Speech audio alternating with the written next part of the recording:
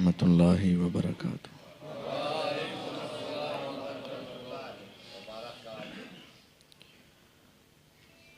अल्हम्दुलिल्लाहिल्लज़ी हदाना लिहाज़ा वमा कुन्ना लिनहतदिया लौला अन हदानल्लाह। अल्हम्दुलिल्लाहि हम्दन कसीरन तय्यिबन मुबारकन फ़ीह मुबारकन अलैहि कमा युहिब्बु रब्बुना व यर्ज़ा। अल्लाहुम्मा सल्लि अला मुहम्मदिन व अला आलि मुहम्मद कमा सल्लैता अला इब्राहीम व अला आलि इब्राहीम इन्नका हमीदुम मजीद। अल्लाहुम्मा बारिक अला मुहम्मदिन व अला आलि मुहम्मद कमा बारकता अला इब्राहीम व अला आलि इब्राहीम इन्नका हमीदुम मजीद। रब्बि शरह ली सदरी व यस्सिर ली अमरी वहलुल उक़दतम मिन लिसानी यफ़क़हू क़ौली वजअल ली वज़ीरम मिन अहली। अऊज़ु बिल्लाहि मिनश शैतानिर रजीम। बिस्मिल्लाहिर रहमानिर रहीम। इन्नमा युरीदुल्लाहु लियुज़हिबा अन्कुमुर रिज्स अहलल बैत व युतहिरकुम तत्हीरा। हर किस्म की हम्दो सना अल्लाह वहदहू ला शरीक के वास्ते हैं। दुरूदो सलाम नबी दो जहां अहमद मुज्तबा जनाब मुहम्मदुर रसूलुल्लाह सल्लल्लाहु अलैहि वसल्लम की ज़ाते बाबरकात के लिए हैं।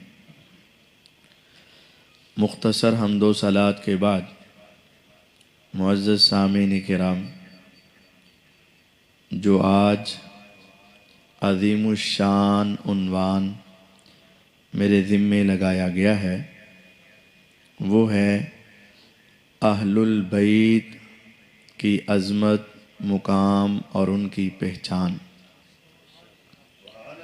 ये दो लफ्ज़ हैं, एक है अहल और एक है बैत। अहल का माना होता है वाले, अहल का माना वाले, और बैत का माना घर। और इन दोनों को जोड़ते हैं तो दरमियान में लफ्ज़ आता है अलिफ लाम, अहलुल बैत। उर्दू में बोलते हैं अहले बैत। जो अहल कहते हैं वो असल में है अहल, और जिसको बैत कहते हैं वो है बैत अरबी में। तो ये है अहलुल बैत। अहल का माना वाले और बैत का माना घर, तो दोनों को जोड़ा तो माना हो गया घर वाले। हम सब ही घर वाले हैं, हम सब भी, लेकिन इसमें अलिफ लाम आ गया जिसका माना है ख़ास। तो तर्जमा मुकम्मल ये हुआ ख़ास घर वाले। घर तो सब के हैं लेकिन हम सब आम हैं, वो हैं ख़ास। अहलुल बैत ख़ास घर वाले। वो ख़ास घर किसका है? जनाब मुहम्मदुर रसूलुल्लाह सल्लल्लाहु अलैहि वसल्लम। सारी इंसानियत से आला अफजल अरफा जो घर है वो है मेरे आका का। तो जो उनके साथ मिल गए वो बन गए ख़ास घर वाले। अब ये हो गया लफ्ज़ का तर्जमा, अहलुल बैत का तर्जमा ख़ास घर वाले। अब समझना है कि ख़ास घर वाले कौन हैं और उनका मुकाम और उनकी शान क्या है। सबसे पहले समझ लें कि ख़ास घर वालों की एक बड़ी अज़मत है और बड़ा मुकाम है, और उनका इनकार बहुत कबीरा गुनाह है। سنیے حدیث، میرے پیغمبر علیہ الصلاۃ والسلام نے فرمایا، لوگو اذکرکم اللہ فی اہل بیتی، اذکرکم اللہ فی اہل بیتی، اذکرکم اللہ فی اہل بیتی۔ جب آپ حجۃ الوداع کے موقع سے واپس آ رہے تھے تو ایک مقام پر آپ نے یہ بات کہی، یا ایہا الناس انما انا بشر، لوگو میں ایک انسان ہوں، یوشک ان یاتینی رسول ربی فاجیب، ہو سکتا ہے کہ یہ میری اور تمہاری آخری ملاقات ہو۔ کیوں؟ میں جس دعوت کو لے کر آیا تھا اس وقت میں تنہا تھا، آج لاکھ سے زیادہ صحابہ و صحابیات میرے سامنے ہیں، اور مجھے اب ایسے لگ رہا ہے کہ میرا آخری وقت قریب آ چکا ہے۔ ہو سکتا ہے کہ یہ میری اور تمہاری آخری ملاقات ہو۔ ایکو ساری بند کر، بس آج گل ہولی ہولی ہونی۔ ہو سکتا ہے یہ میری اور تمہاری آخری بات ہو، ملاقات ہو، لیکن یاد رکھنا میں تمہیں ایک بات کہتا رہوں، اذکرکم اللہ فی اہل بیتی، تم میرے اہل بیت کا خیال رکھنا، میں تمہیں اللہ کا واسطہ دیتا ہوں، میں تمہیں اللہ کا واسطہ دیتا ہوں، میں تمہیں اللہ کا واسطہ دیتا ہوں، میرے اہل بیت کا خیال رکھنا، ان تمام کے ساتھ عقیدت، محبت اور احترام کا رشتہ رکھنا، پھر تمہاری اور میری ملاقات روز قیامت حوض کوثر پہ ہو جائے گی۔ اور دوسری روایت میں ہے، میرے پیغمبر علیہ الصلاۃ والسلام نے فرمایا، لوگو ہو سکتا ہے کہ یہ میری اور تمہاری آخری ملاقات ہو، میں اللہ کا ایک انسان ہوں اور میرے پاس اللہ کا بھیجا ہوا پیغمبر آئے، یعنی فرشتہ آئے اور وہ میری روح کو قبض کر جائے، لیکن میں تمہیں ایک بات بتاتا ہوں، میرے بعد بڑے فتنے آئیں گے، بڑے فساد آئیں گے، حالات کی خرابیاں ہوں گی، اپنی اپنی طرف دعوے دار اور بلانے والے ہوں گے، لیکن لن تضلوا ما تمسکتم بہما، میں تمہارے اندر ترکت فیکم الثقلین، دو بڑی وزنی، دو بڑی اعلیٰ اور دو بڑی قیمتی چیزیں چھوڑ کر جا رہا ہوں، اگر تم نے ان کو مضبوطی سے تھام لیا، میں تمہیں گارنٹی دیتا ہوں، دن کے اجالے ہوں، رات کی تاریکی ہو، پہاڑوں کی چوٹیاں ہوں، ریگستانوں کے علاقے ہوں، کچھ بھی ہو جائے، اگر دو چیزوں کو تم تھام کے رکھ لو گے کبھی گمراہی کے قریب نہیں جاؤ گے۔ ایک اللہ کی کتاب ہے جس میں ہدایت ہے، نور ہے، جس نے اس کو پکڑ لیا وہ صراط مستقیم پہ چلا گیا، اور دوسرے میرے اہل بیت ہیں جس نے ان کو بھی پکڑ لیا وہ بھی کبھی گمراہ نہیں ہوگا۔ ان دونوں چیزوں کو، قرآن کو، اہل بیت کو، حدیث کو، اہل بیت کو، اللہ کی کتاب کو، اہل بیت کو مضبوطی سے پکڑنا تمہارا کام ہے، صراط مستقیم پہ رکھنا رب کا کام ہے، اور پھر تم اسی صراط مستقیم پہ چلتے چلتے میرے ساتھ حوض کوثر پر پہنچو گے اور اس کے بعد جنت میں پہنچ جاؤ۔ اب یہ بات ہے کہ اگر کوئی شخص یہ دعا کرتا ہے نا، اہدنا الصراط المستقیم، تو اس کو لازم ہے کہ ان دونوں چیزوں کو مضبوطی سے پکڑ لے، نہ تو قرآن کو چھوڑے اور نہ اہل بیت کو چھوڑے، اور نہ آدھے قرآن کو مانے اور آدھے کو چھوڑے، اور نہ آدھے اہل بیت کو مانے اور آدھے اہل بیت کو چھوڑے، پورے قرآن کو مانے اور پورے اہل بیت کو مانے۔ اس کی ہدایت کی گارنٹی محمد الرسول اللہ صلی اللہ علیہ وسلم۔ میں کسی کو ہدایت پہ سمجھوں یا نہ سمجھوں، کوئی مجھے ہدایت پہ سمجھے یا نہ سمجھے، میرے سمجھنے سے یا کسی کے سمجھنے سے مجھے اور آپ کو کوئی فرق پڑتا نہیں۔ جس کی گارنٹی، جس کی ضمانت، جس کے بارے میں فرمان محمد الرسول اللہ صلی اللہ علیہ وسلم کا آ جائے، اس کو کسی اور کی تصدیق کی ضرورت نہیں ہے۔ میرے آقا نے کہہ دیا، کچھ بھی ہو جائے میں تمہارے اندر دو وزنی چیزیں چھوڑ کر جا رہا ہوں۔ اللہ کے ہاں ان کا مرتبہ، ان کا مقام، ان کا وزن بہت زیادہ ہے۔ جب تم ان کو مضبوطی سے تھام لوگے کبھی گمراہ نہیں ہوگے۔ ایک اللہ کی کتاب قرآن ہے اور دوسرے میرے اہل بیت ہیں، جو ان سے چمٹ گیا وہ کبھی بھی گمراہی پہ جا سکتا نہیں جا سکتا۔ سب اہل بیت سے محبت کرنا ہمارے ایمان کا حصہ ہے۔ اگر اہل بیت سے محبت نہیں تو سمجھ لو ایمان نہیں۔ اب اہل بیت کو میں نے آج عنوان بنانا ہے۔ قرآن کا ہمیں پتہ ہے کتنے پارے ہیں قرآن کے؟ 30۔ سورتیں کتنی ہیں؟ 114۔ جو 113 کو مانے ایک کو نہ مانے وہ قرآن کے اوپر پورا عمل کرنے والا نہیں۔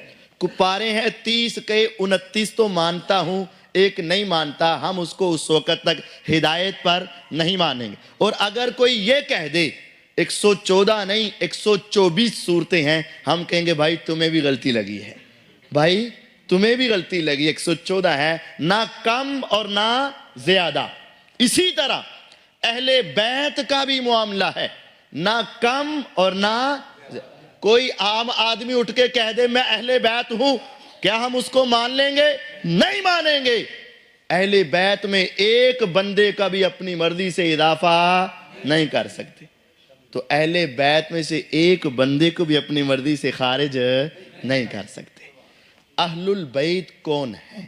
آئیے قرآن سے پوچھتے ہیں اہل البیت کون ہے؟ اہل کا معنی والے، بیت کا معنی گھر، اور الف لام کا معنی خاص۔ خاص گھر والے کون ہیں؟ سب سے پہلے میں ترتیب سے ساری باتیں سناؤں گا۔ سب سے پہلے اہل البیت میں جو شامل ہیں وہ میرے پیغمبر علیہ السلام کی بیویاں ازواج مطہرات ہیں، بیویاں اہل بیت ہیں۔ دلیل قرآن سے، دلیل قرآن سے 22واں پارہ پہلا صفحہ اور پارے کی آیت نمبر 3۔ اللہ تعالیٰ فرماتے ہیں وَقَرْنَ فِي بُيُوتِكُنَّ۔ دوسری آیت سے میں شروع کرتا ہوں پھر تیسری سناتا ہوں۔ یا نساء النبی، اے نبی علیہ السلام کی بیویوں، یا اے نساء بیویوں، النبی نبی علیہ السلام کی، اے نبی علیہ السلام کی بیویوں، لستن کا احد من النساء، تم عام عورتوں جیسی نہیں ہو۔ ان اتقیتن فلا تخضعن بالقول، عام عورتوں جیسی نہیں۔ کیوں؟ عام عورت ایک نیکی کرے نا اس کو ایک کا ثواب ہے، پیغمبر کی بیویاں ایک کریں تو 2 کا ثواب ہے، اس کی ایک نیکی 10 گنا بنتی ہے، پیغمبر کی بیویوں کی ایک نیکی 20 گنا بنتی ہے۔ اللہ ہر نیکی کو بڑھا کر ثواب دیتا ہے۔ اس وجہ سے اے پیغمبر کی بیویوں تم عام عورتوں جیسی نہیں ہو۔ اب تمہاری ذمہ داری کیا ہے؟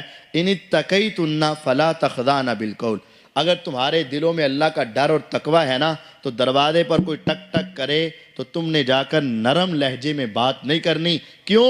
فَيَطْمَعَ الَّذِي فِي قَلْبِهِ مرض، مکے میں صحابہ بھی بہت ہیں اور کچھ منافق بھی ہیں، وہ منافق لوگ آپ کے بارے میں آپ کی آواز کے اوپر پھر اپنے دہن دوڑائیں گے اور غلط سوچیں گے۔ پھر فرمایا وَقَرْنَ فِي بُيُوتِكُنَّ، اپنے گھروں میں ٹھہری رہو، وَلَا تَبَرَّجْنَ تبرج الجاہلیت الاولیٰ، پہلے جاہلیت کے زمانے کی طرح بغیر دوپٹے کے بناؤ سنگار کر کے اپنے گھروں سے باہر نہ نکلنا۔ وَأَقِمْنَ الصَّلَاةَ، نماز قائم کرو، وَآتِينَ الزَّكَاةَ، وَآتِينَ الزَّكَاةَ، اور زکوٰۃ کو ادا کرو، وَأَطِعْنَ اللَّهَ وَرَسُولَهُ، اللہ اس کے رسول کی اطاعت کرو، گھر میں رہو۔ پھر فرمایا انما یرید اللہ لیذہب عنکم الرجس اہل البیت، اے اہل بیت، اللہ تو چاہتے ہیں اللہ تمہاری ساری پلیدگیاں دور کر دے، ساری گندگیاں دور کر دے، سارے گناہ معاف فرما دے۔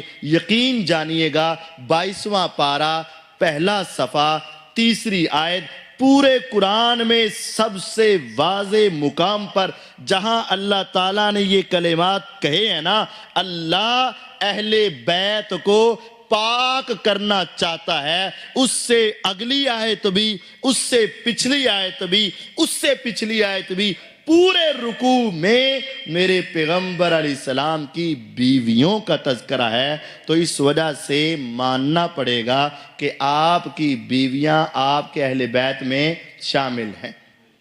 نبی ابراہیم علیہ السلام، ان کے پاس فرشتے آ گئے، 12واں پارہ سورۃ ہود اور 13ویں پارے میں بھی موجود۔ جب نبی ابراہیم علیہ السلام کے پاس آگے فرشتے اور آ کر دی خوشخبری اور کہا کہ آپ کے گھر میں ہوگا بیٹا، تو ان کے پاس کھڑی تھی پیغمبر ابراہیم علیہ السلام کی بیوی۔ تو اس نے کہا یا ویلتا آلد وانا عجوز وہذا بالی شیخا ان ھذا لشیء عجیب، میں بوڑھی ہو چکی ہوں، میرا خامن بھی بوڑھا ہو چکا ہے، کیا اس موقع پر ہمارے گھر میں اولاد ہوگی؟ اب فرشتوں نے کیا کہا؟ قالو، سب فرشتوں نے کہا اتعجبین من امر اللہ، اللہ کے فیصلوں پہ حیران ہوتی ہو؟ رحمت اللہ، لفظ سنیے گا، قرآن اتعجبین من امر اللہ، کیا تو حیران ہوتی ہے اللہ کے فیصلوں پر؟ رحمت اللہ وبرکاتہ علیکم اہل البیت، اے اہل بیت، اللہ کی رحمتیں اور برکتیں تمہارے اوپر برستی رہیں۔ اب اولاد تو تھی نہیں، اولاد کی تو خوشخبری مل رہی ہے، تو پاس ابراہیم علیہ السلام بیٹھے ہیں اور ان کی بیوی بیٹھی ہے اور وہ حیران ہوتی ہے اب ہمارے گھر میں اولاد ہوگی۔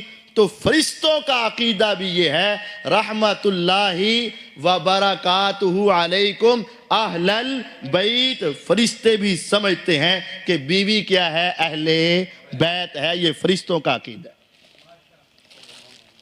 اب اس کے بعد عقل سے بھی سمجھیے گا کہ اہل البیت میں بیویاں ہیں۔ پھر حدیث سناؤں گا۔ آپ کی شادی ہو جاتی ہے، اے اللہ جن کی نہیں ان سب کی کر دے اور نیک صالح بیویاں دے دے۔ وہ کہہ رہے میری دوسری بھی کروا دے۔ نہیں بھائی نہیں، میں گھر جانا ہے بھائی، اس طرح دی گل نہیں۔ بات سمجھی بات۔ اب جب انسان کی ہوتی ہے شادی تو کہتے ہیں گھر والیاں دا کی حال ہے، پوچھتے ہیں نا بھائی گھر والوں کا کیا حال ہے، تو وہ گھر والے کون ہوتے ہیں؟ بیوی ہوتی ہے۔ بیوی کو کہتے ہیں گھر والے۔ آپ کو اللہ گاڑی دے، سب کو دے اللہ، آپ گاڑی میں بیٹھے ہوں اور راستے میں ایک جگہ پہ رکیں اور پھر وہاں ایک دکان پہ آپ جا کے کوئی کھانے کی چیز لینے لگے، وہاں آپ کا دوست مل جائے، وہ کہے بیٹھ یار باتیں کرتے ہیں، تو اسی کہتے ہیں نہیں یار میرے نال میرے گھر والے نے، میں ذرا جلدی جا۔ تو بیوی ہوگی تو اس کو کیا کہتے ہو؟ گھر والے، اہل بیت، اہل بیت گھر والے، تو اہل البیت خاص گھر والے۔ جب آپ کو شادی کا کارڈ آتا ہے، شادی کا کارڈ آتا ہے، اگر لکھا ہو کہ حاجی نذیر صاحب بما اہل و عیال، بما اہل و عیال ایسے لکھا ہوتا ہے نا، تو گھر جا کر کہیں آپ کے جی حاجی نذیر صاحب تو میں ہوں۔ عیال کا معنی ہوتا ہے بچے، اور اہل کا معنی پھر کیا ہوگا؟ تو آپ اگر کہیں پلیے لو کے تینوں کوئی نہیں بلایا، میں تے بچے جاؤں گے، چلے جاؤ گے؟ نہیں جاؤ گے۔ بھئی اہل کے معنی کیا ہے؟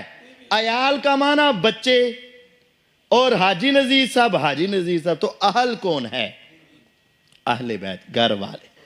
بما اہل و عیال، اہلیہ سمیت، اہلیہ سمیت، اہلیہ کسے کہتے؟ تو یہ سمجھ لیں ہماری اردو میں، ہماری پنجابی میں اور قرآن میں اللہ تعالیٰ نے اور فرشتوں نے بیویوں کو کیا کہا ہے؟ اہل بیت۔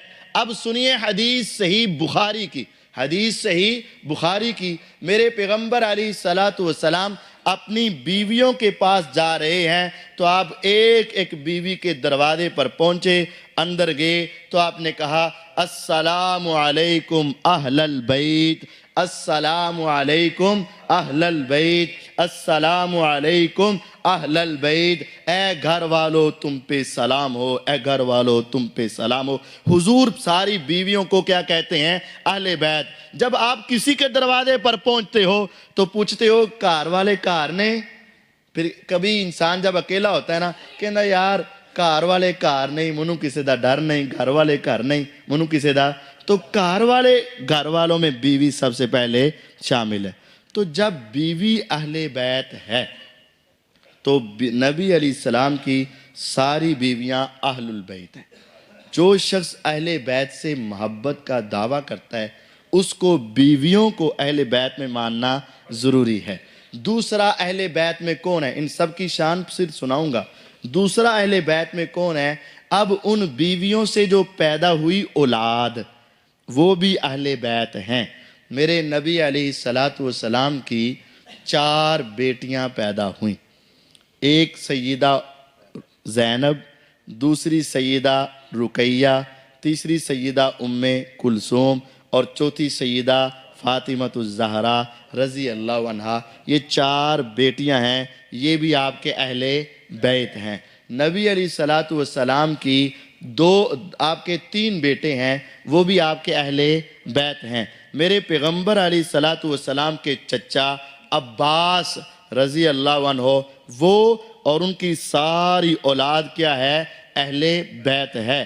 پھر میرے نبی علیہ السلام کے چچا کے بیٹے علی رضی اللہ عنہ، عقیل رضی اللہ عنہ، جعفر رضی اللہ عنہ، یہ اور ان کی ساری اولاد اہل بیت ہیں۔ یہ ہے اہل بیت کا ایک گلدستہ، ذرا مختصر سن لیجئے۔ میرے نبی علیہ السلام کی ساری بیویاں کیا ہیں؟ اہل بیت ہیں۔ میرے آقا کی ساری بیٹیاں کیا ہیں؟ اہل بیت ہیں۔ میرے آقا کے سارے بیٹے کیا ہیں؟ اہل بیت ہیں۔ میرے آقا کے چچا عباس رضی اللہ عنہ کیا ہیں؟ اہل بیت ہیں۔ ان کی قیامت تک کی ساری اولادیں کیا ہیں؟ اہل بیت ہیں۔ چچا کے بیٹے علی رضی اللہ عنہ کیا ہیں؟ اہل بیت۔ ان کی ساری اولاد قیامت تک کیا ہے؟ اہل بیت۔ حضرت عقیل رضی اللہ عنہ جو علی کے بڑے بھائی ہیں، آپ کے چچا کے بیٹے ہیں، وہ اور ان کی ساری نسل قیامت تک کیا ہے؟ اہل بیت ہیں۔ جعفر رضی اللہ عنہ وہ اور ان کی ساری اولاد قیامت تک کیا ہے؟ اہل بیت ہیں۔ ان تمام اہل بیت سے عقیدت رکھنا، محبت رکھنا، پیار کرنا، احترام کرنا، یہ ہمارے ایمان کا حصہ ہے۔ جو ان میں اضافہ کرے وہ بھی اپنے ایمان کی خبر لے، جو ان میں کمی کرے وہ بھی اپنے ایمان کی خبر لے۔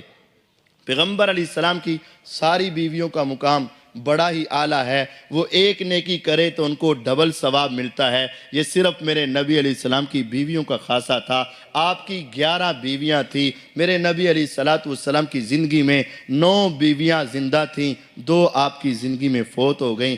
سب سے پہلی بیوی کا نام سیدہ خدیجہ رضی اللہ تعالی عنہا تھا، جس نے میرے نبی علیہ السلام کے ساتھ وفا کا حق ادا کر دیا تھا۔ میرے آقا مکے کی وادی میں جاتے، لوگوں کو دین سمجھاتے، آقا ان کو اسلام کی دعوت دیتے، آگے سے وہ گالیاں نکالتے، برا بلا کہتے، پتھر مارتے، زخم لگاتے۔ میرے آقا دل برداشتہ ہو کر جب گھر میں آتے، خدیجہ زخموں پہ مرہم بھی رکھتی، دل کو سہارے بھی دیتی، آپ کو تسلیاں بھی دیتی۔ میرے نبی علیہ السلام کو ان کے مال نے اور ان کی جان نے اور ان کے حوصلوں نے بہت فائدہ دیا۔ میرے نبی علیہ السلام ہمیشہ سیدہ خدیجہ رضی اللہ عنہ کو یاد کیا کرتے تھے۔ ایک مرتبہ ایسا ہوا، میرے آقا نے اپنے گھر میں اچھا سالن پکایا تو کہا عائشہ اس کو ایک برتن میں ڈال دے، آج میں اس کو اٹھا کر کسی کو دینا چاہتا ہوں۔ سیدہ عائشہ رضی اللہ عنہ نے برتن میں ڈال تو دیا، لیکن ساتھ پوچھا حضور کس کو دینا چاہتے ہیں؟ قربان جو محمد الرسول اللہ صلی اللہ علیہ وسلم پہ۔ کہا عائشہ تمہیں کیا پتا آج مجھے کون یاد آ رہا ہے؟ میرے پیغمبر نے اپنے ہاتھ میں وہ برتن کو تھمایا۔ ذرا تصور میں جا کر دیکھو وہ کیا لمحات ہوں گے، کیا منظر ہوگا۔ سارے نبیوں کے سردار سارے پیغمبروں کے امام اپنے ہاتھ میں ایک برتن کو اٹھا کر راستے سے گزر رہے ہوں، ایک دروازے پہ پہنچے ہوں، دروازے کو کھٹکھٹایا ہو، ان کے اندر سے آواز آئی ہو، کون آیا ہے؟ آپ کہہ رہے ہوں آج دو جہانوں کا سردار تمہارے دروازے پہ آیا ہے۔ جب آقا پہنچے، سالن دیا، کہا فلاں کو دے دینا، میرے آقا واپس آئے۔ سیدہ عائشہ پوچھتی ہیں آقا پھر بھی بتاؤ تو صحیح کس کو دیا؟ کہا عائشہ بس کر دے، آج مجھے میری خدیجہ یاد آ رہی تھی، میں آج اپنی خدیجہ کی سہیلی کے گھر میں دے کر اپنی خدیجہ کی محبت کو یاد کر رہا تھا۔ میرے آقا ان کی وفات کے بعد بھی ان کو یاد کرتے۔ عائشہ رضی اللہ عنہ کہنے لگی حضور آپ کیا ایک بوڑھی عورت کو یاد کرتے ہیں؟ وہ تو پہلے بھی شادی شدہ تھی اور اس کی عمر بھی بڑی تھی اور وہ تو اس دنیا سے چلی بھی گئی، ہم تو کنواری ہیں، ہماری پہلے شادی بھی نہیں ہوئی، عمر بھی تھوڑی ہے۔ فرمایا عائشہ تم اپنی جگہ پر، لیکن خدیجہ ہی تھی۔ تمہیں کیا پتا جب سارے مکے نے مجھے جھوٹا کہا، خدیجہ نے مجھے سچا کہا، جب سب نے تانے دیے، خدیجہ نے مجھے محبت کا اظہار کیا۔ پھر میرے آقا کہتے ہیں عائشہ تمہیں کیا پتا جب میں اپنے گھر میں موجود تھا، مجھے کھانے کے لیے کچھ نہ تھا، خدیجہ ایک اپنی سہیلی کے گھر میں گئی، میرے لیے کھانے کو لے کر آ رہی تھی، اس کے آنے سے پہلے آسمان سے فرشتہ اترا۔ میں کوئی قصے اور کہانی نہیں سنا رہا، میرے آقا کی زبان سے نکلے ہوئے موتیوں سے قیمتی پہاڑوں سے ٹھوس کلمات ہیں۔ میرے آقا نے فرمایا اس کے آنے سے پہلے آسمان سے جبریل اترے، کہا اے محمد صلی اللہ علیہ وسلم خدیجہ کی آپ کی خدمت کرنا میرے رب کو اتنا پسند آیا ہے، ابھی وہ آپ کے پاس آئے گی، اسے رب کا پیغام دے دینا۔ کہا جبریل کیا پیغام دوں؟ کہا اسے کہہ دینا اے خدیجہ تیرے لیے تیرے رب نے جنت کے اندر ایک موتی کا ایسا محل بنایا ہے جس کے اندر کوئی تھکاوٹ نہیں ہوگی، کوئی شور نہیں ہوگا، کوئی اکتاہٹ نہیں ہوگی، وہ موتی کا بنا ہوا ایسا محل ہے، اندر بیٹھو گی پوری جنت باہر کی نظر آئے گی اور باہر والے کو اندر نظر نہیں آئے گا۔ رب نے تیرے لیے جنت تیار کر دی ہے، اس کو جنت کی خوشخبری بھی دینا اور ساتھ کہہ دینا خدیجہ تجھے تیرا رب سلام کہتا ہے، خدیجہ رضی اللہ عنہ تجھے تیرا رب سلام کہتا ہے۔ یہ میرے نبی علیہ السلام کے اہل بیت ہیں، ان سے عقیدت کا رشتہ رکھنا یہ ہمارے ایمان کا حصہ ہے۔ آپ کی ساری بیویوں کا تذکرہ تو ممکن نہیں ہے، لیکن دوسری کا بھی ضرور ذکر کرنا چاہتا ہوں، سیدہ عائشہ صدیقہ طاہرہ مطہرہ رضی اللہ تعالی عنہا۔ میرے نبی علیہ السلام نے فرمایا تھا جب ایک پوچھنے والے آئے، عمر بن عاص ان کا نام ہے، بڑے جلیل القدر صحابی ہیں، بہت بڑے بہادر ہیں، سپہ سالار ہیں، کئی غزوات میں ہو کر واپس آئے، آقا کے سامنے بیٹھے۔ عمر کہتے ہیں بخاری کی روایت ہے میں جب جنگ جیت کر آیا، جہاد پر فتح لے کر آیا، میں پہلی صف میں نماز پڑھتا تھا، میرے نبی علیہ السلام نماز پڑھاتے تھے، سلام پھیرنے کے بعد ہماری طرف متوجہ ہوتے تھے، جب آپ نے کوئی بات کرنی ہوتی نا تو صرف میری طرف چہرہ کر کے بات کرتے رہتے، سارے صحابہ میرے آقا کو دیکھتے اور آقا مجھے دیکھتے رہتے۔ میرے دل میں خیال پیدا ہوا کہ لگتا ہے کہ حضور کو میرے ساتھ سب سے زیادہ محبت ہے، سب سے زیادہ پیار ہے، اسی وجہ سے تو آقا میرے چہرے کی طرف دیکھتے رہتے ہیں، آپ کا زاویہ میری طرف رہتا ہے۔ پھر میں نے ایک دن اپنے یہ دل کے خیال کو زبان پہ لایا اور میں نے آقا سے پوچھ لیا آقا بتا دے نا جو میں سوچ رہا ہوں وہ سچ ہے نا، ای الناس احب الیک، آپ کو تمام صحابہ میں سب سے زیادہ محبت کس سے ہے بتا دیں۔ پہلے صرف میں سوچ رہا تھا، میں نے کہا حضور کی زبان سے سن لوں۔ میرے آقا ایسا نہیں تھے کہ کسی کے منہ پر کیسے اور کسی کے منہ پہ، ہمارے پاس جو آ جائے آسی کے نے تو اڑ تو ود گئے ہے ہی کوئی نہیں، جو چلا جاندہ ہے پھر بعد جو گانا کاٹ دینے ہیں، ایسا نہیں۔ حضور سچ بولتے تھے، ان کے ذہن میں یہ تھا کہ سب سے زیادہ پیار کس سے ہے؟ میرے ساتھ۔ میرے آقا نے اس کا دل رکھنے کے لیے بھی جھوٹ، آپ نے فرمایا اے عمر تیرے ساتھ پیار تو بڑا ہے، لیکن جب تو نے یہ پوچھا ہے سب سے زیادہ، تو سچی بات ہے سب سے زیادہ مجھے پیار عائشہ رضی اللہ عنہ سے۔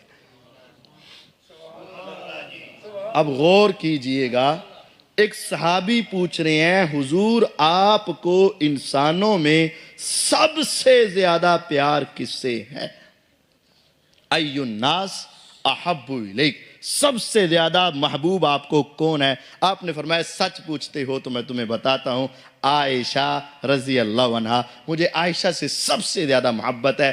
کہتے ہیں میرے دل میں خیال آیا ابھی ایک چانس باقی ہے، میں نے کہا نہیں عورتیں مراد نہیں ہیں، من الرجال، آقا یہ بتائیں مردوں میں میل کے اندر کس کے ساتھ آپ کو سب سے زیادہ پیار ہے؟ آپ نے فرمایا اگر یہ پوچھتے ہو کہ ان مردوں کے اندر سب سے زیادہ پیار کس سے ہے تو سچ پوچھ لو، ابوہا، عائشہ کے والد ابو بکر صدیق رضی اللہ عنہ سے پیار۔ نبی علیہ السلام کو سب سے زیادہ محبت کس سے تھی؟ عائشہ رضی اللہ عنہ کے ساتھ۔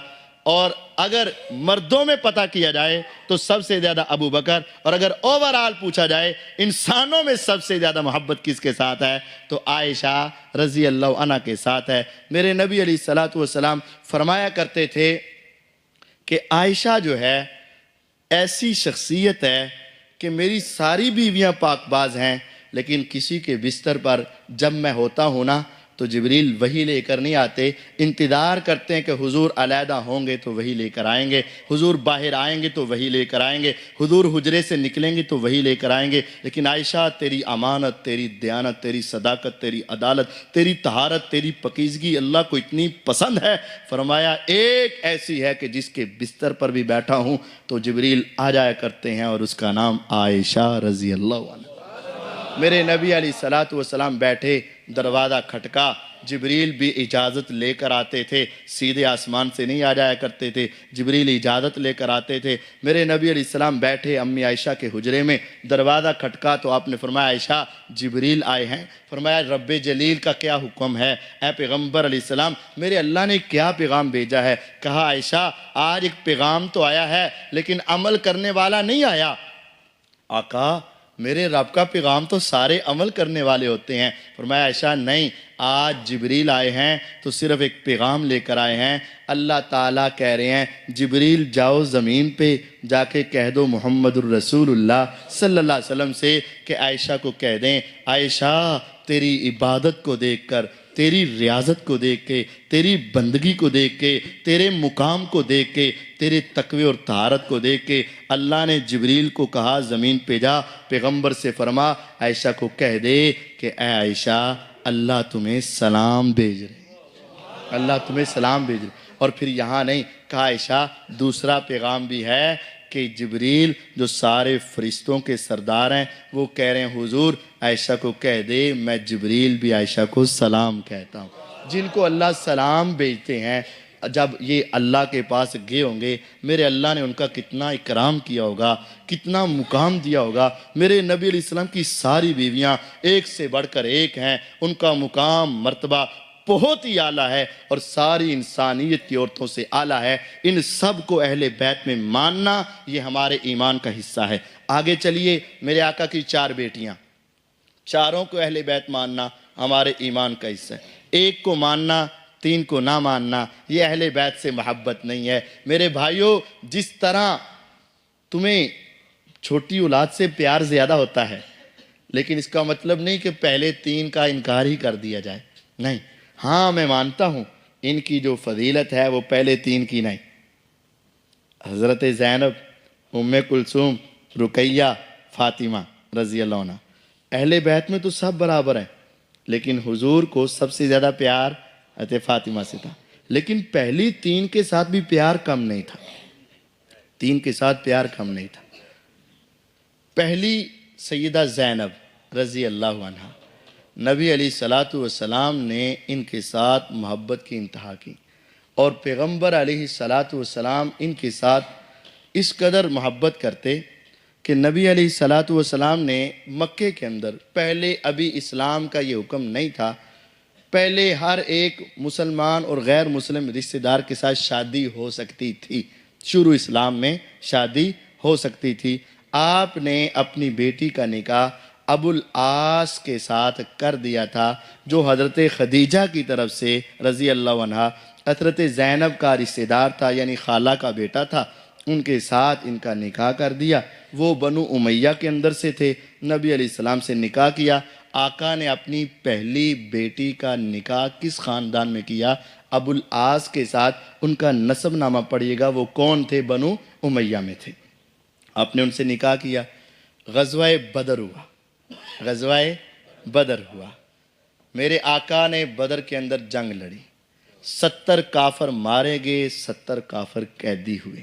جب 70 قیدی ہوئے نا تو حکم یہ ہوا کہ قیدی اپنا اپنا فدیہ دے کر، اپنا اپنا بدلہ دے کر چھوٹ جائیں۔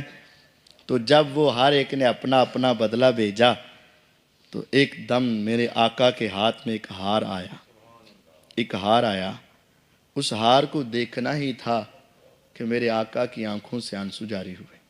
صحابہ دیکھ کے حیران ہوئے، حضور فدیہ آیا ہے، سونے کا ہار آیا ہے، یہ تو مال آیا ہے، آپ رو کیوں رہے ہیں؟ کہا میرے ساتھیوں، اگر اجازت ہو تو یہ ہار واپس کر کے اس کو ویسے ہی چھوڑ دوں۔ کیسا امام تھا، کیسا حکمران تھا، کیسے پیغمبر تھے، اپنے صحابہ سے پوچھ رہے ہیں اگر اجازت ہو تو یہ واپس کر کے میں اس قیدی کو چھوڑ دوں۔ سب نے کہا حضور ہمیں اعتراض کوئی نہیں، لیکن بات سمجھ نہیں آئی، ایک ہار دیکھا تو آپ کیوں روئے اور آپ نے واپس کیوں کرنا؟ کہا تمہیں کیا پتا، ایک وقت تھا جب خدیجہ اپنی بڑی بیٹی کا نکاح کر کے رخصت کرنے لگی تھی۔ خدیجہ نے اپنے گلے سے اتار کر اپنی بیٹی کے گلے میں یہ ہار ڈالا تھا، اور میری زینب کے گلے میں یہ ہار تھا۔ زینب کا خاوند ابو العاص تھا، وہ کافروں کی طرف سے جنگ بدر میں پکڑا گیا تھا، اب اس کو چھڑانا تھا۔ میری بیٹی کے پاس چھڑانے کے لیے اور کچھ مال نہ تھا۔ آج بیٹی نے اپنے گلے کا ہار دے کر اپنے خاوند کو چھڑانا چاہا۔ میں نے سوچا یہ ہار اگر لیا تو مجاہدوں میں تقسیم تو ہو جائے گا، لیکن میری خدیجہ کی نشانی گم ہو جائے گی۔ میں نے اپنی خدیجہ کی نشانی کو یاد رکھنے کے لیے اگر تم اجازت دو تو میں اس کو دے دوں۔ کہا دے دیں۔ آپ نے فرمایا ابو العاص تم آزاد ہو، لیکن حکم یہ ہوا ہے کہ آج کے بعد مسلمان اور کافر کا نکاح نہیں ہے، میری بیٹی کو بھیج دے اور تم چلے جاؤ۔ پھر آپ نے فرمایا تھا ابو العاص سے مجھے کوئی شکوہ نہ تھا، ہاں اسلام کا حکم ہے مسلمان کافر کا نکاح نہیں، میری بیٹی کو بھیج دو اور تم چلے جاؤ۔ بیٹی آ گئی، چند مہینوں کے بعد ابو العاص بھی آئے تو مسلمان ہو گئے۔ میرے آقا نے پھر ان کے ساتھ اپنی بیٹی کو رخصت کیا، اب دوبارہ زندگی گزارنے لگے۔ چند مہینے گزرے تو سیدہ زینب رضی اللہ عنہ اس دنیا سے چلی گئی۔ نبی علیہ السلام کو بہت غم لگا۔ جب ان کو غسل دیا گیا، کفن کی باری آئی، آپ نے فرمایا ام عطیہ جب کفن دینا ہو تو میں محمد کو بتا دینا صلی اللہ علیہ وسلم۔ جب غسل دینے کے بعد فارغ ہوئے تو کہا حضور اب کفن کی باری ہے۔ تصور کیجئے گا میرے آقا نے اپنے جسم کے ساتھ جو لپیٹی ہوئی چادر تھی، جو میرے آقا کے جسم کے ساتھ لگی ہی تھی، میرے آقا کے بابرکت جسم کے ساتھ جو چمٹی تھی، آقا نے اتاری۔ کہا یہ میرے جسم والی چادر میری بیٹی کے جسم کے ساتھ لپیٹ دینا۔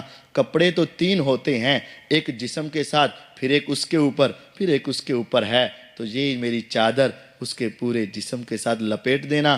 مجھے امید ہے کہ میرا رب اس کی برکت کی وجہ سے اس کی آخرت کی منزلیں آسان کرے گا۔ ان کے گھر میں ایک بیٹی ہوئی تھی جس کا نام امامہ تھا۔ حضور اپنی اس نواسی کو اپنے گھر میں لے آئے، ابو العاص کے پاس نہیں رہنے دیا، اپنے گھر میں لے آئے۔ حضور اس کو کھلاتے تھے، اس کے ساتھ کھیلتے تھے، محبت کرتے تھے۔ آقا اپنی بیٹی کو یاد کرتے تھے۔ صحابہ کہتے ہیں صحیح بخاری کی حدیث، ہم نے 1 نہیں 2 نہیں کئی مرتبہ دیکھا مسجد نبوی میں اذان ہوئی، میرے آقا جماعت کروانے کے لیے آئے، صحابہ نماز پڑھنے کے لیے جمع ہیں، وَهُوَ حَامِلٌ امامۃ بنت زینب، میرے آقا مسجد میں آتے، آپ کے کندھے کے ساتھ ایک چھوٹی سی بچی لگی ہوتی، میرے آقا اپنے کندھوں پہ سوار کر کے سینے سے لگا کر مسجد میں آتے، نماز کا موقع ہوتا، میرے آقا کھڑے ہو کر اس کو اٹھا کر نماز پڑھاتے، جب رکوع جانے لگے تھے تو نیچے بٹھا دیتے، سجدہ کر کے اٹھتے تو پھر اس کو اٹھا لیتے، اور آپ کہتے مجھے امامہ سے مجھے اپنی بیٹی زینب یاد آیا کرتی۔ آپ اپنے ان نواسیوں سے محبت کرتے، بیٹیوں سے پیار کرتے۔ سیدہ رقیہ رضی اللہ عنہ کا نکاح بھی آپ نے بنو امیہ کے ایک شخص جس کا نام عثمان بن عفان رضی اللہ عنہ تھا ان کے ساتھ کیا۔ بدر کے میدان میں جب آپ گئے، حضرت عثمان جانے لگے، کہا عثمان رک جاؤ، میری بیٹی بیمار ہے، تو اس کی تیمارداری کر لے، میرا رب تجھے بدر کا مقام اور ثواب عطا کرے گا۔ جو عظمت اور مقام بدر میں لڑنے والوں کو ہوئی، وہی عثمان کو آقا کی بیٹی کا خیال رکھنے کی وجہ سے ہوئی۔ جب آقا واپس آئے تو آپ کو فتح کی خوشخبری تو تھی، خوشی تو تھی، لیکن جب آتے ہی عثمان نے بتایا آقا آپ کو فتح کی خوشی تو ہے لیکن اس سے بڑا ایک غم بھی ہے۔ فرمایا وہ کیا؟ کہا آقا جب آپ چلے گئے وقت کافی لگا آپ کو، وہاں کئی ہفتے لگے، لیکن پیچھے سے آپ کی بیٹی اللہ کی امانت رقیہ رضی اللہ عنہا میرے رب نے واپس بلا لی۔ میرے آقا روئے اور خوب روئے اور پھر فرمایا عثمان میرے گھر میں ایک اور رشتہ ہے، جا میں اپنی بیٹی ام کلثوم کا نکاح تیرے ساتھ کر دیتا۔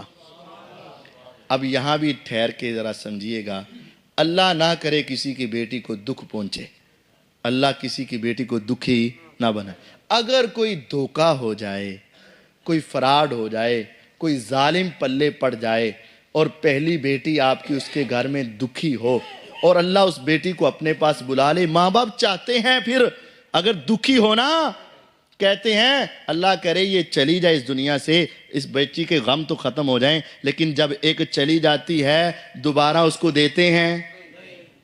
نہیں دیتے۔ یہ ہم جیسا بندہ نہیں دیتا، تو حضور تو ہم سے بڑے سمجھدار تھے، ہم سے زیادہ سمجھدار تھے۔ ہم ایک گھر میں ایک دے دیں، اگر وہ سکھی نہ رکھے، تنگ کر کے رکھے، اکتا کے رکھے، پریشان کر کے رکھے اور اس کی عادتیں خراب ہوں، اس کے رویے خراب ہوں، اس کا کردار خراب ہو، اس کی گفتار خراب ہو، اس کی زبان خراب ہو، اس کا مال خراب ہو، ہم اپنی دوسری بیٹی دیتے نہیں۔ تو حضور دے رہے ہیں اس کا مطلب ان میں کوئی خرابی نہیں تھی۔ نبی علیہ السلام نے دوسری بیٹی کا نکاح کیا، اتفاق یہ ہوا وہ بھی فوت ہو گئی۔ پھر میرے نبی علیہ السلام کی چوتھی بیٹی کا نام سیدہ فاطمہ الزہرا رضی اللہ تعالی عنہا ہے۔ حضور کی زندگی میں نا آپ کے سارے بیٹے فوت ہو گئے، آپ کی ساری بیٹیاں فوت ہو گئی سوائے ایک کے۔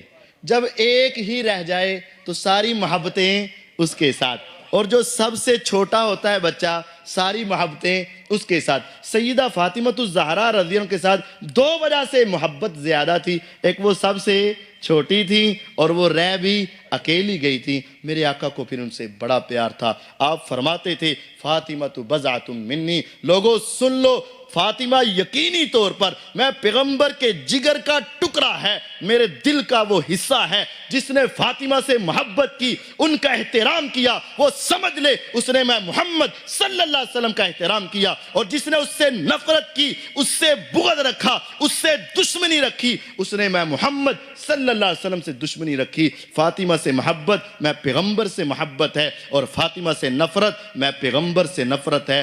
ان کے ساتھ محبت حقیقت میں حضور کی محبت ہے، اور ان کے ساتھ نفرت حقیقت میں حضور علیہ السلام کی نفرت ہے۔ میرے نبی علیہ السلام جب کسی سفر پہ جاتے، سفر سے واپس آتے، سب سے پہلے مسجد میں پہنچتے، مسجد کے بعد بی بی فاطمہ کے گھر میں جاتے، آپ ان کے حال احوال پوچھتے، اس کے بعد اپنی ازواج مطہرات کے گھر میں جاتے، اور جب پیغمبر علیہ السلام کے گھر میں سیدہ فاطمہ الزہرا رضی اللہ تعالی عنہا آپ کے گھر میں آتی، صحیح جامع ترمذی کی روایت ہے، میرے آقا اپنی جگہ سے اٹھتے، آگے بڑھتے، ان کو پیار دیتے، سینے سے لگاتے، مرحبا فرماتے اور اپنی جگہ پہ لا کے بٹھا دیتے، اور آپ فرمایا کرتے تھے سیدات نسائی اہل الجنہ، جب جنت میں ساری امت کی عورتیں جائیں گی، فرمایا جنتی عورتوں کی سردار یہ میری بیٹی سیدہ فاطمہ الزہرا رضی اللہ عنہا۔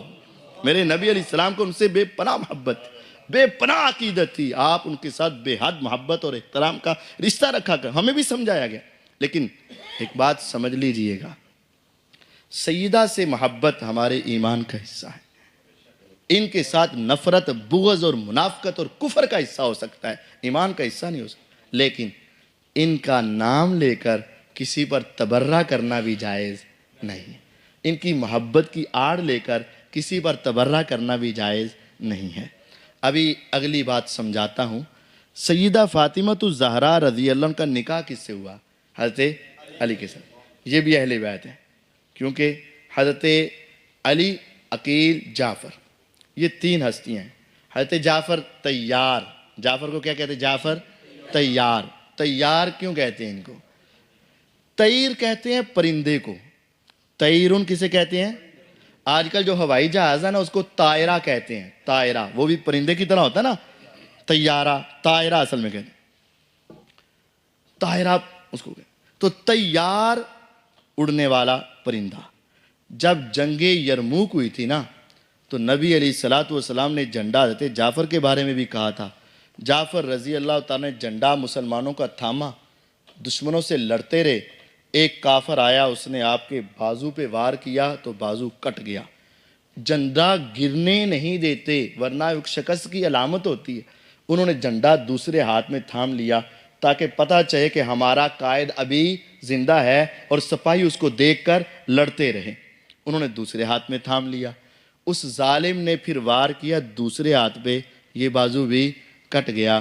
حضرت جعفر طیار رضی اللہ عنہ نے اس طرح بازو کٹھے کر کے اپنے سینے سے لگانے کی کوشش کی، اس نے ان کو شہید کر دیا۔ میرے نبی علیہ السلام کو اللہ تعالیٰ نے جبریل کے ذریعے وحی کر کے بتایا، حضور جعفر لڑے تو بڑی بہادری سے لڑے، بڑے جاں فشانی سے لڑے، آگے بڑھ کر لڑے، اپنی جان کا نذرانہ دیا، ایک بازو کٹا تو دوسرے میں پکڑا، دوسرے میں کٹا تو اپنے سینے سے لگانے لگے، شہید ہو گئے۔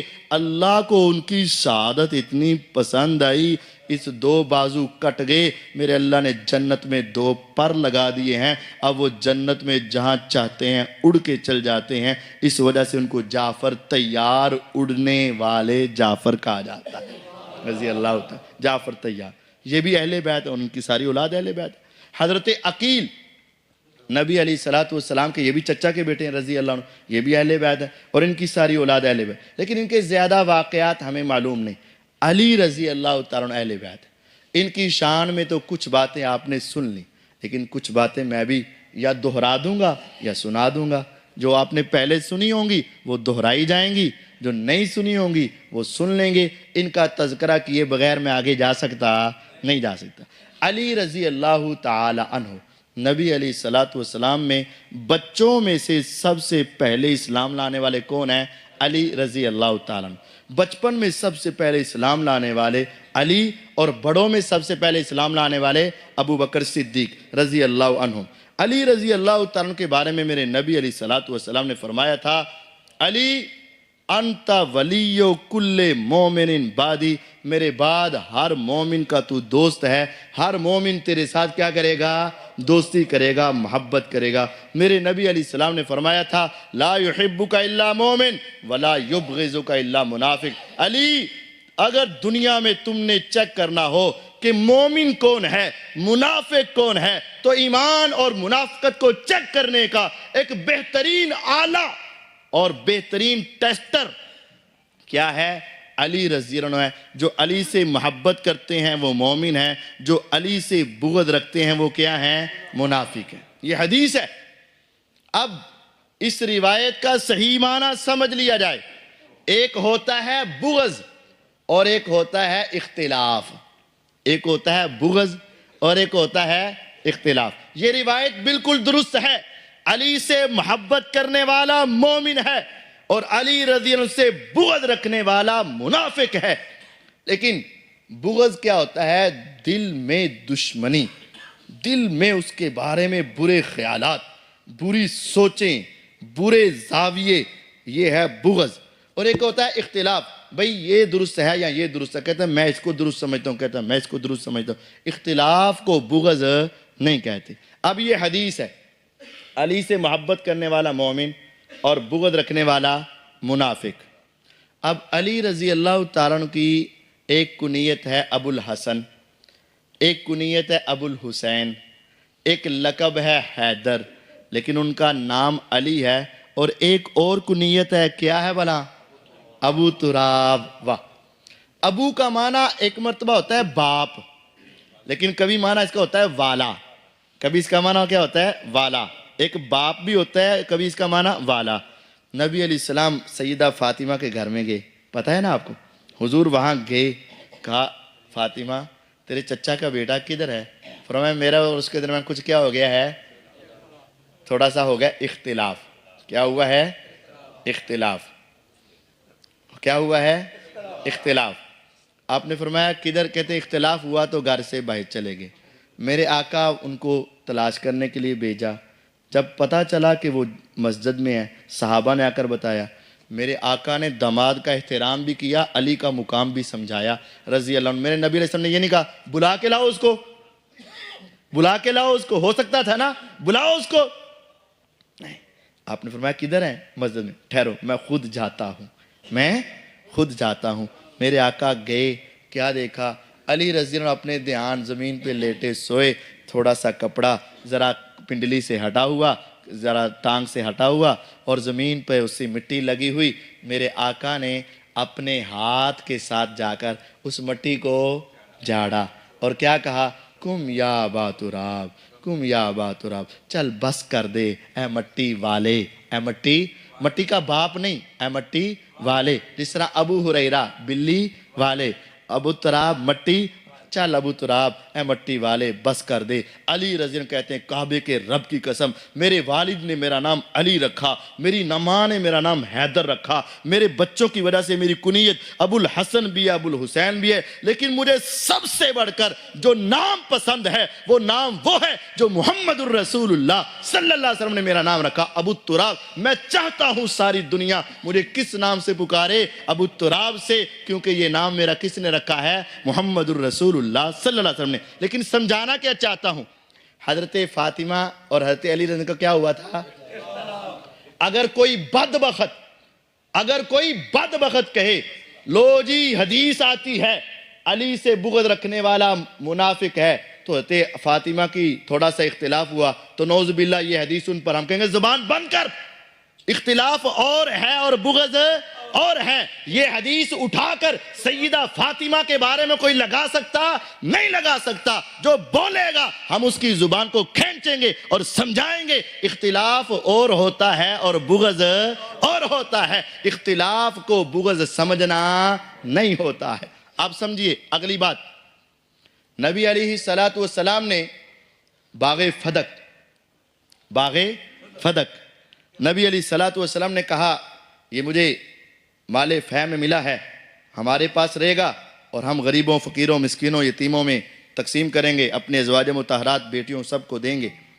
حضرت عمر رضی اللہ تعالیٰ عنہ کے دور میں، حضرت عمر رضی اللہ تعالیٰ عنہ کے دور میں وہ باغ حضرت عمر رضی اللہ عنہ نے حضرت علی اور حضرت عباس رضی اللہ تعالیٰ عنہما کے ہینڈ اوور کر دیا کہ اس کی نگرانی، اس کا سارا معاملہ تم دیکھو گے، جو اس میں سے نکلے گا تم بھی لوگے اور غریبوں کو بھی تقسیم کرو گے۔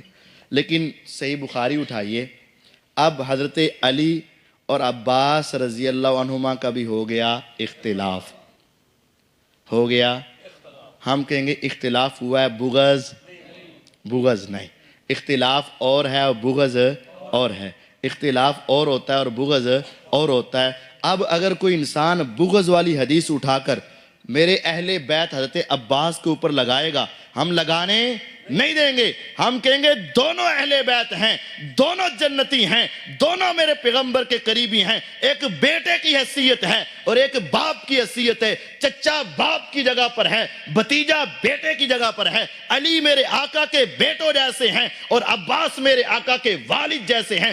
دونوں کا اختلاف تو ہو سکتا ہے لیکن بغض ہو سکتا نہیں ہو سکتا، جس طرح ان کے درمیان اختلاف تو ہو سکتا ہے بغض نہیں ہو سکتا۔ حضرت فاطمہ الزہرا رضی اللہ عنہ اور علی رضی اللہ کے درمیان اختلاف تو ہو سکتا ہے بغض نہیں ہو سکتا۔ اسی طرح ابو بکر صدیق اور علی کے درمیان اختلاف تو ہو سکتا ہے بغض نہیں ہو سکتا۔ علی اور معاویہ کے درمیان اختلاف تو ہو سکتا ہے بغض نہیں ہو سکتا۔ کعبے کے رب کی قسم 1,24,000 کے قریب صحابہ و صحابیات میں کوئی ایک صحابی بھی ایسا نہیں تھا جو علی سے بغض رکھتا ہو، سارے ہی محبت رکھتے تھے۔ اختلاف ہونا الگ بات ہے اور بغض ہونا الگ بات ہے۔ علی سے بغض رکھنے والا منافق ہے، لیکن اختلاف تو ہو سکتا ہے نا۔ ایک اور آپ سمجھ لیں گے، آپ کو بھی پتا ہوگا، آپ نے پڑھا بھی ہوگا، نہیں تو جان لیں۔ علی رضی اللہ تعالی عنہ نے، ایک انسان ہے، انسان ہونے کے ناطے سے دوسری شادی کا ارادہ کیا. سنا ہے پہلے آپ نے, دوسری شادی کا ارادہ کیا, لیکن شادی کے لیے انہوں نے اپنے رشتہ داروں میں ابو جہل کی بیٹی کا ارادہ کیا. میرے نبی علیہ الصلوۃ والسلام کو پتہ چلا تو آپ نے مسجد میں سب صحابہ اور علی رضی اللہ عنہ کو اکٹھا کیا, اور آپ نے پھر کیا کہا؟ کہا لوگو بات یہ نہیں ہے کہ میں دوسری شادی کے خلاف ہوں. کیوں؟ جب شریعت نے 4 شادیوں کی اجازت دی ہے تو ایسا نہیں کہ پیغمبر اپنی بیٹی کے بارے میں مسئلہ بدل دے. اصل بات یہ نہیں ہے, بات یہ ہے کہ وہ ابو جہل کی بیٹی ہے, اسلام کے دشمن کی بیٹی ہے. ایک گھر میں نبی کی بیٹی اور اسلام کے دشمن کی بیٹی جمع نہیں ہو سکتی. اب علی رضی اللہ شادی کرنا چاہتے تھے اور حضور نے اس کے کیا کیا؟ اختلاف. علی رضی نے کہا حضور اگر آپ کہتے تو آج کے بعد کبھی اس کا تصور بھی نہیں ہوگا. اختلاف تو ہوا تھا, علی رضی مان گئے. اس اختلاف کو اختلاف کہیں گے بغض؟ تو یہ سمجھ لیں اختلاف اور ہے اور بغض اور ہے. علی کے بارے میں یہ بات پکی ہے, جس کے دل میں ایمان ہے وہ علی کے بارے میں بغض نہیں رکھ سکتا, اور جس کے دل میں بغض ہے اس کے دل میں ایمان نہیں آ سکتا. پکی بات ہے. لیکن اختلاف والوں پر یہ حدیث فٹ کرنا درست نہیں. آگے سنیے, میرے نبی علیہ الصلوۃ والسلام کو ایک بندے نے شکایت لگا دی. ایک بندے نے شکایت لگا دی. کیا؟ علی رضی اللہ تعالیٰ عنہ, آپ کو پتہ ہونا چاہیے, یمن کے گورنر بنے تھے. یمن کے گورنر تھے, گورنر یمن کے. جب حضور حج کرنے کے لیے گئے تو علی رضی کہاں تھے وہاں اس وقت؟ مدینے سے نہیں آئے, یمن سے آئے. علی کی عظمت پہ قربان, ان کے ایمان پہ قربان, ان کی اطاعت پہ قربان. میرے آقا مدینے سے نکلے حج کے لیے, علی رضی اللہ عنہ یمن سے نکلے. اب حج کے ہوتے ہیں 3 طریقے, یہ مسئلہ سمجھیے گا اور علی رضی کی عظمت کو سمجھیے گا. یہ مسئلہ سمجھ کے ان کی عظمت کو سمجھیے گا. میرے آقا مدینے سے نکلے, حج کے کتنے ہوتے طریقے؟ 3. ایک ہے اکیلا حج, بس عمرہ شمرہ کچھ نہیں, اکیلا حج, اس کو کہتے ہیں حج مفرد. ایک ہوتا ہے حج اور عمرہ اکٹھا. اس کی 2 قسمیں ہیں. ایک ہے جو ہم کرتے ہیں, عمرہ کیا احرام کھولا, جب حج کے دن آئے پھر احرام باندھا, اس کو کہتے ہیں حج تمتع. تیسرا ہوتا ہے حج قران, عمرہ کیا, حج کھولنا, احرام کھولنا, اتنے دن جتنے بھی چاہے 10 دن حج میں ہے احرام کی حالت میں ہی رہنا ہے اور حج کر کے احرام کھولنا ہے. اور اس کے اندر ایک شرط یہ بھی ہوتی ہے, گھر سے قربانی ساتھ لے کر جانی ہے. گھر سے قربانی ساتھ لے. اج کل چونکہ بھائی جہاز قربانی نہیں جا سکتی, اس واسطے اسی حج کر سکتے. اب علی رضی اللہ عنہ کو پتہ نہیں تھا حضور نے کون سا حج کرنا ہے. علی رضی اللہ عنہ یمن سے ہیں, حضور مدینے سے نکلے, ان کو پتا کہ حضور نے کون سا قربان جو ہے علی تمہاری عظمت پہ قربان. راستے میں کہہ دیا خدایا مجھے نہیں پتا میرے پیغمبر نے کون سا کرنا ہے, میری بھی وہی نیت ہے جو مدینے میں میرے آقا کی نیت ہے. میری بھی وہی نیت ہے جو میرے آقا کی نیت ہے. میں وہاں جا کے پوچھ لوں گا, جو وہ کہیں گے وہ میں کرنا ہے, لیکن میری نیت وہی ہے جو حضور کی نیت ہے. کتنا اطاعت کا جذبہ تھا, کتنی محبت تھی, کتنا پیار تھا. جب حضور کے ساتھ مل کر حج کیا, حج کر کے واپس ہٹے تو یمن کا ایک بندہ آ گیا اور اس نے آ کر کہا حضور علی رضی اللہ عنہ یمن میں گورنری کے دوران, سرداری کے دوران یہ غلطیاں کی ہیں. آپ غصے میں آ گئے. کہا علی کی شکایتیں لگاتے ہو, علی کے بارے میں باتیں کرتے ہو, سب کو جمع کر لو.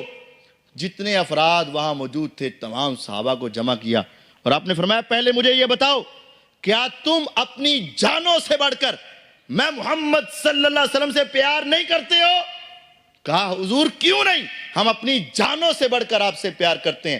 فرمایا میں تمہاری جانوں سے بڑھ کر تمہارے اوپر حق نہیں رکھتا ہوں، جو چاہوں سو کروں تمہارے بارے میں؟ کہا آقا کیوں نہیں، ہمارا مال بھی حاضر ہے، ہماری جان بھی حاضر ہے، ہماری اولاد بھی حاضر ہے، جو آپ کہیں گے ہم مانیں گے۔ فرمایا سن لو، اگر تمہارے دل میں میں پیغمبر کی محبت سب سے زیادہ ہے تو سنو، من کنت مولاہ فہذا علی مولاہ، جس کے دل میں میری محبت ہے اس کے دل میں علی کی محبت ہونا ضروری ہے۔ جو مجھ سے پیار کرتا ہے وہ علی سے پیار کرے گا، جو علی سے پیار نہیں کرتا وہ سمجھ لے میں پیغمبر سے بھی وہ پیار نہیں کرتا ہے۔ شکایت لگاتے ہو علی کی رضی اللہ عنہ؟ نہیں، ان کی شکایت نہیں۔ اب یہ حدیث صحیح ہے، یہ حدیث علی رضی اللہ تعالیٰ عنہ کے ساتھ محبت کرنا ہمارے ایمان کا، جو علی سے محبت نہیں کرتا، دوستی نہیں کرتا، پیار نہیں کرتا، سمجھ لو وہ حضور سے بھی پیار نہیں کرتا۔ یہ حدیث ہے۔ اب یہ روایت تو صحیح ہے، لیکن میرے کچھ دوستوں نے اس میں تھوڑی سی غلطی کھائی ہے، تھوڑی سی غلطی کر لی ہے۔ وہ غلطی کیا ہے؟ روایت تو صحیح ہے، من کنت مولاہ فہذا علی مولاہ، جس کا میں دوست ہوں اس کے علی دوست ہیں، جو میرے سے محبت کرتا ہے وہ علی سے محبت کرے گا، یہ روایت سے۔ لیکن میرے کچھ دوستوں نے اس کا لفظ کا استعمال شروع کر دیا، علی مولا یا مولا علی، یہ لفظ شروع کر دیا۔ اس کے اوپر میں ایک علمی بات کروں گا اور ایک عقلی بات کروں گا۔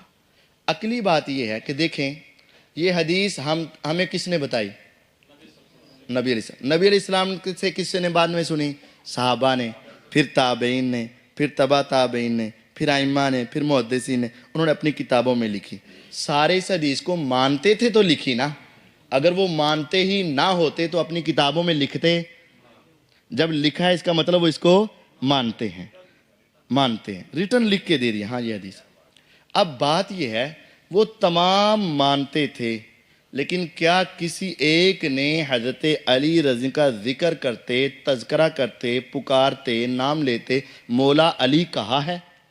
سوال یہ ہے، میرا سوال یہ ہے، تمام اہل بیت جو نبی علیہ السلام کے دور میں تھے یا صحابہ کے دور میں تھے یا تابعین کے دور میں تھے، تبع تابعین کے دور میں تھے، تمام اہل بیت میں سے کسی ایک نے بھی، یہ سنیے گا، تمام اہل بیت میں سے کسی ایک نے بھی علی رضی اللہ تعالیٰ کو مولا علی کہہ کر پکارا ہے؟ اگر پکارا ہے تو اللہ کی قسم میں پکارنے کے لیے تیار ہوں، لیکن اگر انہوں نے نہیں پکارا تو پھر سوچنے کی بات ہے، یار مانتے تو تھے تو پکارتے کیوں نہیں تھے؟ مانتے تو وہ تھے تو پھر وہ پکارتے کیوں نہیں تھے؟ اس کا جواب یہ ہے، ان کو عربی آتی تھی، ان کو عربی آتی تھی۔ چونکہ ہمارے ہاں عربی نہیں آتی، عربی سمجھی نہیں جاتی، اس وجہ سے وہ اس کا استعمال کر لیتے۔ اب دیکھیں، ہم اپنے مولوی صاحب کو کہتے ہیں حضرت مولانا، مولانا کہتے ہیں نا، صرف مولا نہیں کہتے، مولانا کہتے ہیں، اکیلا مولا نہیں کہتے، مولانا، ٹھیک ہے۔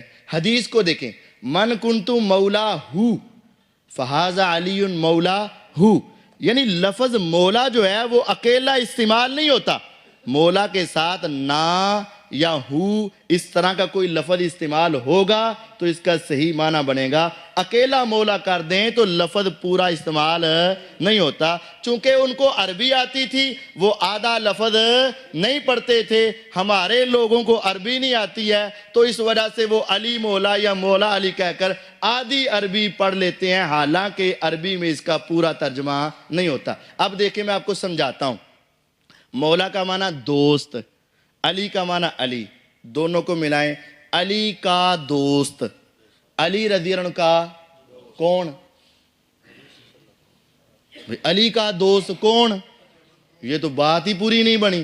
یہ کہو مولانا علی، ہمارے دوست کون؟ علی رضی اللہ عنہ۔ یہ کہو مولانا علی، ہمارے دوست، ہمارے محبوب، ہمارے پیارے، ہماری جان سے پیارے علی رضی اللہ عنہ۔ یہ مولا علی، یہ آدھا لفظ ہے، اس کے ساتھ پورا ترجمہ ہوتا نہیں ہوتا ہے۔ اسی وجہ سے صحابہ نے، تابعین نے، تبع تابعین نے، ائمہ نے، محدثین نے، حتیٰ کہ اہل بیت نے یہ بولا نہیں، کیونکہ ان کو عربی آتی تھی۔ تو یہ حدیث صحیح ہے، لیکن ہمارے لوگوں کو اس کا ترجمہ پورا نہیں پتہ ہوتا، اس وجہ سے یہ غلط استعمال کر جاتا۔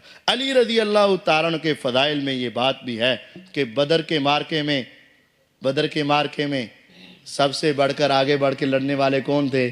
علی رضی اللہ عنہ۔ احد کے مارکے میں آگے بڑھ کے لڑنے والے علی۔ جب بدر کے افراد آئے 313 ایک طرف تھے، 1000 کا لشکر ایک طرف تھا، وہ 1000 جب آیا تھا، ان کے جو 3 پھنے خاں بڑے بڑے سردار آگے آ کے لڑے۔ پہلے ان کا طریقہ یہ ہوتا تھا، کہتا تھا میں ہوں آئے کو میرا مقابلہ کرنے والا، میرے ساتھ اکیلا آدمی لڑے۔ جب سارے لڑ رہے ہوتے ہیں اس وقت تو کسی کا بھی وار چل سکتا ہے نا، کوئی پیچھے سے آ کے مارے، کوئی دائیں سے مارے، کوئی بائیں سے۔ اس وقت لڑائی کا اصل پتہ نہیں چلتا۔ اصل طاقت کا پتہ کب چلتا ہے؟ جب ایک لڑے، 3 کافر نکلے، بدماش نکلے، غنڈے نکلے، بڑے بہادر نکلے، بڑے سردار نکلے، بڑے تکبر کے اندر نکلے، آگے بڑھے، میرے آقا کو کہا اے محمد صلی اللہ علیہ وسلم لاؤ اپنے بندوں کو جو ہمارا مقابلہ کر کے دکھائے۔ انصار کے 3 جانصار آگے کود کے اچھل کے آئے، ہمارا مقابلہ کرو۔ کہا تم کدھر سے آئے ہو؟ کہا ہم انصار ہیں، آقا کے جانصار ہیں، آقا کے وفادار ہیں، اپنی جانوں کا نذرانہ پیش کرنے والے۔ انہوں نے کہا چلو پیچھے، پہلے ان کو آگے کرو جو ہمارے علاقے سے ہم سے ڈر کر بھاگے ہیں، ہمارا مقابلہ تو مہاجرین کرے۔ میرے آقا نے کہا انصاریوں پیچھے آ جاؤ۔ میرے آقا کی گردن مڑی، کہا بیٹے علی آؤ ذرا آگے، ان کا مقابلہ کرو۔ چچا حمزہ آؤ ذرا آگے، ان کا مقابلہ کرو۔ ابو عبیدہ آؤ ذرا آگے، ان کا مقابلہ کرو۔ پھر دنیا نے دیکھا، آسمان نے دیکھا، تاریخ نے لکھا، کعبے کے رب کی قسم، جب شیر جوان میدان میں اترے تھے، متکبرین ان کے سامنے آئے تھے، علی کی تلوار چلی تھی، دشمن کے ٹکڑے ہوئے تھے، حضرت حمزہ کی تلوار چلی تھی، دشمن کے ٹکڑے ہوئے تھے، ابو عبیدہ کے وار چلے تھے، دشمن زخمی ہوا تھا لیکن ابو عبیدہ بھی زخمی ہوئے تھے۔ پھر حضرت علی نے آگے بڑھ کے اس کافر کو بھی جہنم واصل کیا تھا۔ پورے میدان میں نعرہ تکبیر گونجا تھا اور مسلمانوں کی فتح کا آغاز ہو چکا تھا۔ سب سے پہلے اس میدان میں کافر کو قتل کرنے والی ہستی کا نام کیا تھا؟ علی المرتضی رضی اللہ تعالیٰ عنہ تھا۔ میرے آقا کے یہ جانصار تھے، بڑے بہادر تھے۔ اور پھر خیبر کا واقعہ تو آپ سن ہی رہے تھے، لیکن آخر سے کچھ رہ گیا تھا، پھر وہ میں آپ کو سنا دیتا ہوں۔ جب حضرت علی رضی اللہ عنہ، پہلے تو وہ آنکھوں میں وہ سارا آپ نے سن لیا، جب آگے پہنچے میدان میں تو مرحب آیا۔ مرحب قلعہ کا نام بھی قلعہ مرحب کے نام سے تھا۔ سردار تھا، بڑا بہادر تھا، بڑا تجربہ کار تھا، بڑا شجاع تھا۔ آ کر حضرت علی کو دیکھ کر نا مذاق کرنے لگا، کہنے لگا بچہ ہے، چھوٹا ہے، قد بھی تیرا چھوٹا ہے، جسم بھی تیرا کمزور ہے، جاؤ کسی بڑے کو بھیجو۔ مذاق کرنے لگا، کہا مجھے بڑے نہیں بھیجا ہوا ہے، مجھے بڑے نہیں بھیجا، تو خیر رہا، تو مجھے بڑے نہیں بھیجا، تو اپنی بات کر۔ کہتا ہے قد علمت خیبر انی مرحب شاکی السلاحی بطل مجرب۔ ارے تمہیں کیا پتا؟ اب مرحب کہتا ہے، شعر پڑھتا ہے، قد علمت خیبر، پورا خیبر جانتا ہے، انی مرحب، میرا نام مرحب ہے، شاکی السلاحی بطل مجرب، جب میں اسلحہ پہن لیتا ہوں بڑے بڑے بہادروں کے پتے پانی ہو جاتے ہیں، بڑا بہادر ہوں، مجرب تجربہ کار ہوں۔ جب اس نے یہ اشعار پڑھے، علی المرتضی رضی اللہ عنہ بھی فصاحت و بلاغت کے امام تھے اور اشعار کے بے تاج بادشاہ تھے، کہنے لگے سن لے، قد انا الذی سمتنی امی حیدرہ کلیس غابات کریہ المنظرہ، میں بھی وہ ہوں جس کی ماں نے اس کا نام حیدر کرار رکھا ہے، پلٹ پلٹ کے جپٹنے والا، دشمن پہ حملہ کرنے والا۔ انا الذی سمتنی امی حیدرہ، میں وہ ہوں جس کی ماں نے اس کا نام حیدر رکھا ہے، کلیس غابات کریہ المنظرہ، میں جاؤ کے شیر کی طرح ہوں، جب میں دشمن پہ حملہ کرتا ہوں دشمن میری ہیبت سے، میرے ڈرانے سے اور میرے آگے بڑھنے سے ہی پتے پانی ہو جاتا ہے، جب میرا پنجہ اٹھتا ہے دشمن میرے سامنے بیٹھ جاتا ہے۔ دونوں کے اشعار کا مقابلہ ہوا، پھر حضرت علی رضی اللہ عنہ نے اپنی تلوار کو لہرایا، اس کے ساتھ ٹکرایا، 2-4 تلواریں ٹکرائیں، پھر علی کا ہاتھ آگے بڑھا، دشمن کے سر پہ لگا، 2 ٹکڑے کیا، زمین پہ گرایا، نعرہ تکبیر بلند کیا، اور وہ قلعہ جو کئی دنوں سے فتح نہیں ہو رہا تھا، اللہ کی پیشین گوئی میرے پیغمبر کا بتایا ہوا، اور علی رضی کی وجہ سے اللہ تعالیٰ نے ان کو فتح عطا فرما دی، اور سارے مسلمانوں میں خوشی کی لہر دوڑ اٹھی۔ علی رضی اللہ عنہ، یہ بالکل بات برحق ہے، لیکن میرے کچھ دوست اس کے آگے چلے جاتے ہیں۔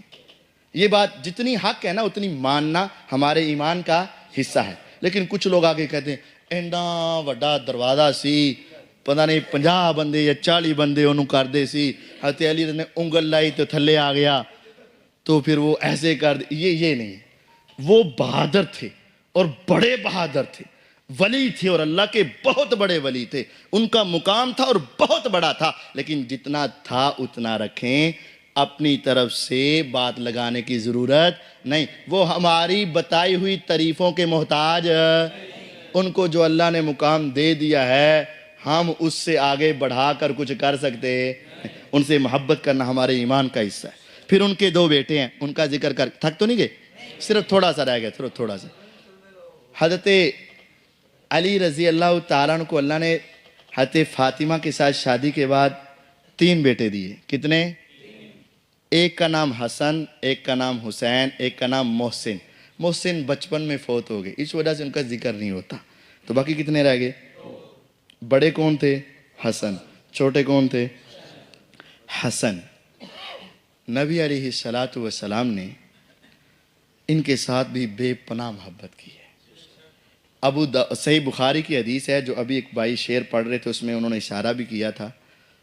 حضرت حسن رضی اللہ تعالیٰ عنہ یہ ناف سے اوپر چہرہ آتا ہے، سر آتا ہے، کان ہیں، کندھے ہیں، شولڈر، بازو، ہاتھ، اور یہ سینہ اور یہ کمر، یہ ناف سے اوپر۔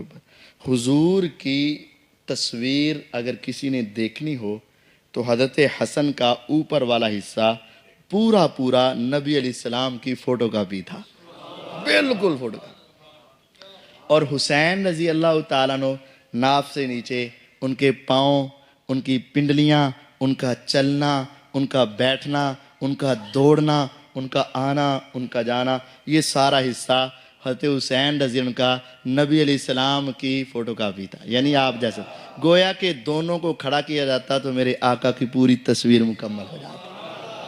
یہ حضرت حسن اور حسین رضی اللہ عنہ کا تھا، اور اسی کا ایک حصہ یہ ہے۔ صحیح بخاری، ابو بکر صدیق رضی اللہ عنہ کا دور خلافت ہے، اور نبی علیہ السلام اس دنیا سے چلے گئے۔ حضرت ابو بکر رضی اللہ عنہ نے عصر کی نماز پڑھائی، عصر کی نماز پڑھ کے اکٹھے باہر نکلے ابو بکر اور علی رضی اللہ عنہ، یوں سمجھے کہ ہاتھوں میں ہاتھ ڈالے، دونوں پیارے گھر مسجد سے باہر نکل رہے ہیں، تو راستے میں کیا دیکھا کہ حضرت حسن بچوں کے ساتھ کھیل رہے ہیں۔ یقین جانی یہ حدیث ہے، افسانہ نہیں۔ حضرت ابو بکر رضی اللہ کی اس وقت عمر تقریباً کتنے سال تھی؟ 62 سال۔ کتنے سال؟ 62 سال۔ 62 سال کا جوان تو نہیں ہوتا نا، بوڑھا ہوتا ہے۔ حضرت حسن بچوں پہ تھے، گلی میں کھیل رہے ہیں۔ نبی علیہ السلام نے 2 ہجری میں حضرت فاطمہ کی شادی کی، 3 ہجری میں یہ پیدا ہوئے، تو 3 سے لے کر حضور کی وفات تک یہ کتنے سال بن گئے؟ 4، 5، 6، 7، 8، 9، 10، یہ تقریباً 8-9 سال کے بچے تھے، تو کافی بڑے ہو جاتے ہیں نا، بالکل بچے تو نہیں ہوتے۔ گلی میں کھیل رہے تھے، جب حضرت ابو بکر اور علی رضی اللہ باہر نکلے، حضرت حسن بچوں سے کھیل رہے ہیں، ابو بکر نے اٹھایا، سینے سے لگایا، کندھے پہ بٹھایا۔ کندھے پہ بٹھایا کس نے؟ ابو بکر نے۔ کس کے بیٹے کو؟ علی کے بیٹے کو۔ تو کیا یہ لڑائی ہو سکتی ہے؟ ان کا بغض ہو سکتا ہے؟ آج تم اپنے دشمن کے بیٹوں کو اپنے کندھوں پہ بٹھاؤ گے؟ نہیں بٹھاؤ گے۔ میرے ابو بکر نے کندھوں پہ بٹھا کے کہا والذی نفسی بیدہ شبیہم بالنبی لا شبیہم بعلی، اللہ کی قسمیں میرا پورا حسن ایسے لگتا ہے جیسے میرے پیغمبر کی مشابہت ہے۔ اور کہا علی غصہ نہ کرنا، یہ تیرے اوپر نہیں گیا، یہ میرے پیغمبر پہ گیا ہے۔ وعلی یضحک، میرے علی یہ بات سن کے مسکرا رہے تھے، غصہ جس طرح کہنا اے منڈا اپنے دادے تے گیا ہے، اے میرے اپنے نانے تے گیا ہے، اے اپنے بھرا تے گیا ہے، اے اپنی امی تے گیا ہے، حسن تمہاری عظمت پہ قربان۔ حضرت ابو بکر قسم اٹھا کے کہہ رہے ہیں اور اپنے کندھوں پہ بٹھا رہے ہیں، سوار بھی کیسا اور سواری بھی کیسی، اپنے کندھوں پہ بٹھا کے کہتے ہیں۔ ایک موقع پر وہ تاریخ میں ہے، صحت و ذوف کا بہت زیادہ علم نہیں، ایک موقع پر ابو بکر کے کندھوں پہ کون تھا، اور ایک وقت میں ابو بکر کے کندھوں پہ کون ہے، حضرت حسن، اور کہتے ہیں اللہ کی قسم علی یہ پیغمبر کے مشابہ ہے، تمہارے مشابہ نہیں ہے۔ تو علی مسکرا رہے ہیں، یعنی پیغمبر علیہ السلام کے ساتھ مشابہت رکھنے والے حضرت حسن تھے۔ میرے نبی علیہ السلام کو ان کے ساتھ بھی بڑا پیار تھا۔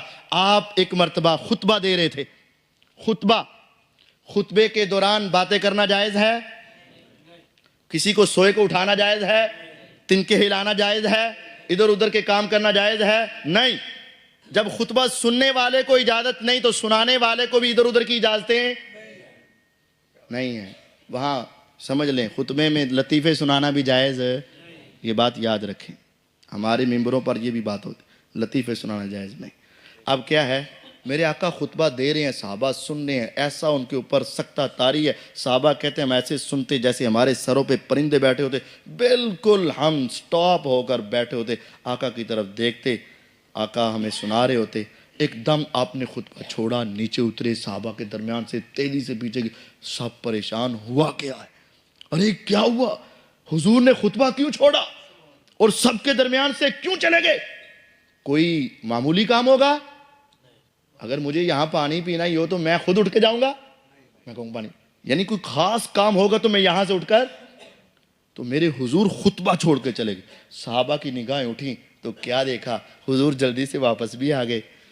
آپ نے فرمایا، اپنے سینے سے لگایا ہوا تھا، لا کے اس بچے کو ممبر پہ بٹھا دیا، فرمایا اللہ سچ کہتے ہیں انما اموالکم و اولادکم فتنہ، تمہارا مال اور تمہاری اولاد تمہاری آزمائش بن جاتی ہے۔ صحابہ تمہیں کیا پتا، میں تمہیں سنا رہا تھا، تم سن رہے تھے، میں تمہیں دیکھ رہا تھا، تم مجھے دیکھ رہے تھے، باتیں ہو رہی تھی، لیکن تمہیں نہیں پتا پیچھے یہ میرا پھول آ رہا تھا، قمیض لمبی پہنی تھی نانا کا خطبہ سننے کے لیے، تو وہ کبھی گرتے تھے، کبھی اٹھتے تھے، کبھی گرتے تھے، کبھی اٹھتے تھے۔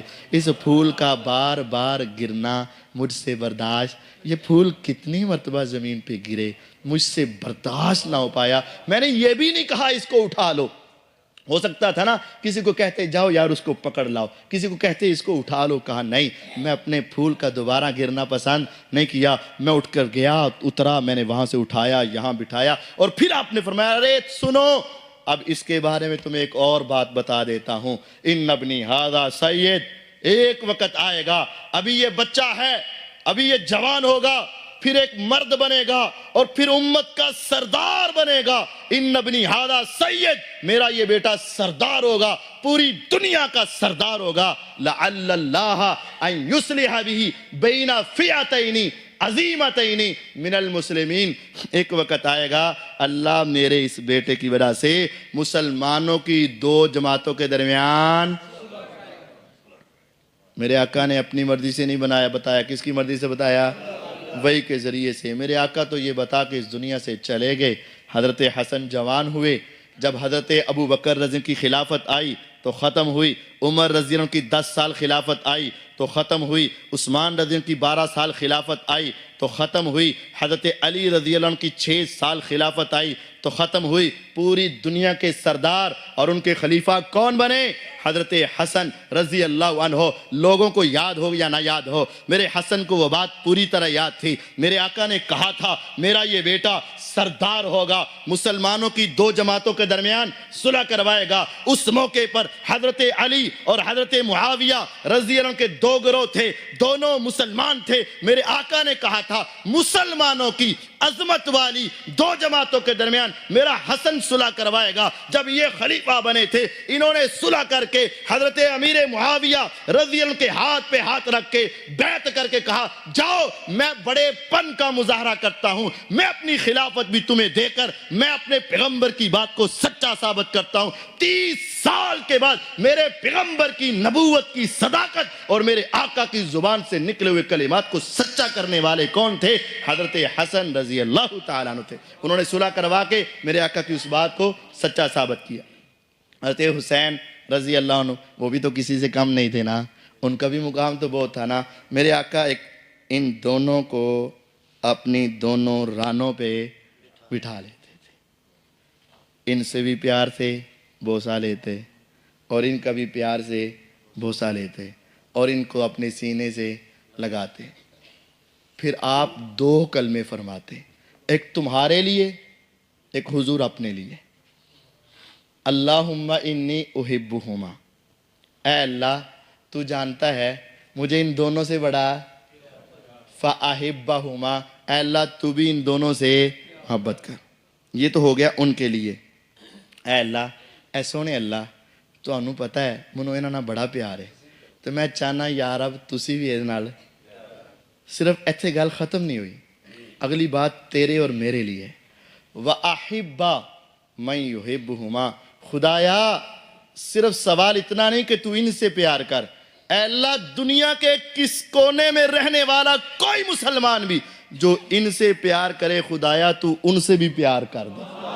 گویا کہ میرے بارے میں مجھے یقین ہے، میرے بارے میں اگر آج پیغمبر کی کوئی دعا ہے تو یہ ضرور ہے، کیونکہ میرے دل میں حضرت حسن حسین کی کیا ہے؟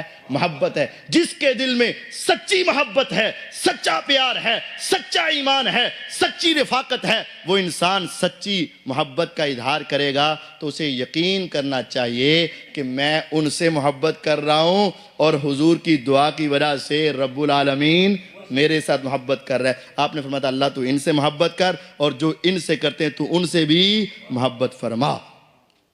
نبی علیہ الصلوۃ والسلام ایک مرتبہ صحابہ کو یہ سمجھایا کرتے تھے نماز چھوٹی پڑھانی۔ نماز حضرت معاذ رضی اللہ نے کی تھا، ایک مرتبہ عشاء دی نماز پڑھان لگے، بقرہ سورہ شروع کر دی تھی۔ ایک صحابی نے پیچھوں نماز توڑی اپنی پڑھ لی، ایڈی لمبی میں نماز کتنے پڑھا، سارا دن بکریاں تے اونٹ چراندا رہا تو ہن میں ایڈی لمبی نماز پڑھا۔ بعض صحابہ نے کہا یار تیرے اندر ایمان نہیں ہے، تو نے نماز توڑ دی، جا کے شکایت لگا دی نبی، جی اتنی لمبی نماز ایسی نہیں پڑھ سکتے۔ آپ نے فرمایا معاذ ادھر افتان انت یا معاذ، معاذ دنیا میں فتنہ ڈالنا چاہتے ہو؟ آج کے بعد سن لو، نماز کیسی پڑھانی ہے؟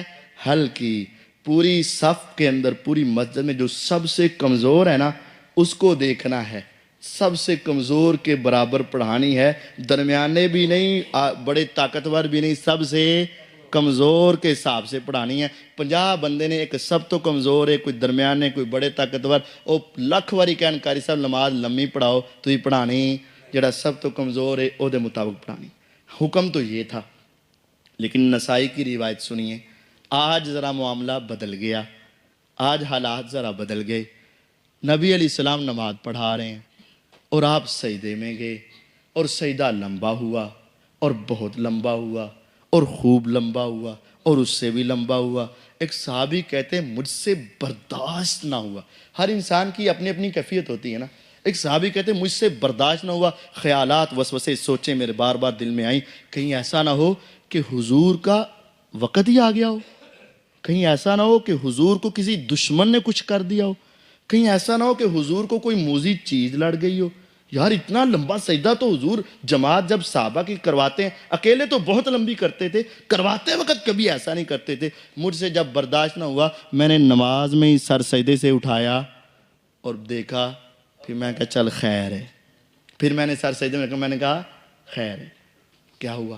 جب سلام پھیرا نا حضور نے نماز مکمل کی تو آپ دناؤں کے دنا، حکیموں کے حکیم، عقل مندوں کے عقل مند، فہم و فراست کے بےتاج بادشاہ محمد الرسول اللہ صلی اللہ علیہ وسلم آپ نے چہروں سے پہچان لیا۔ ہن انہوں نے پوچھنا ہے کہ حضور آج کی ہویا سی ایڈا لمبا سجدہ؟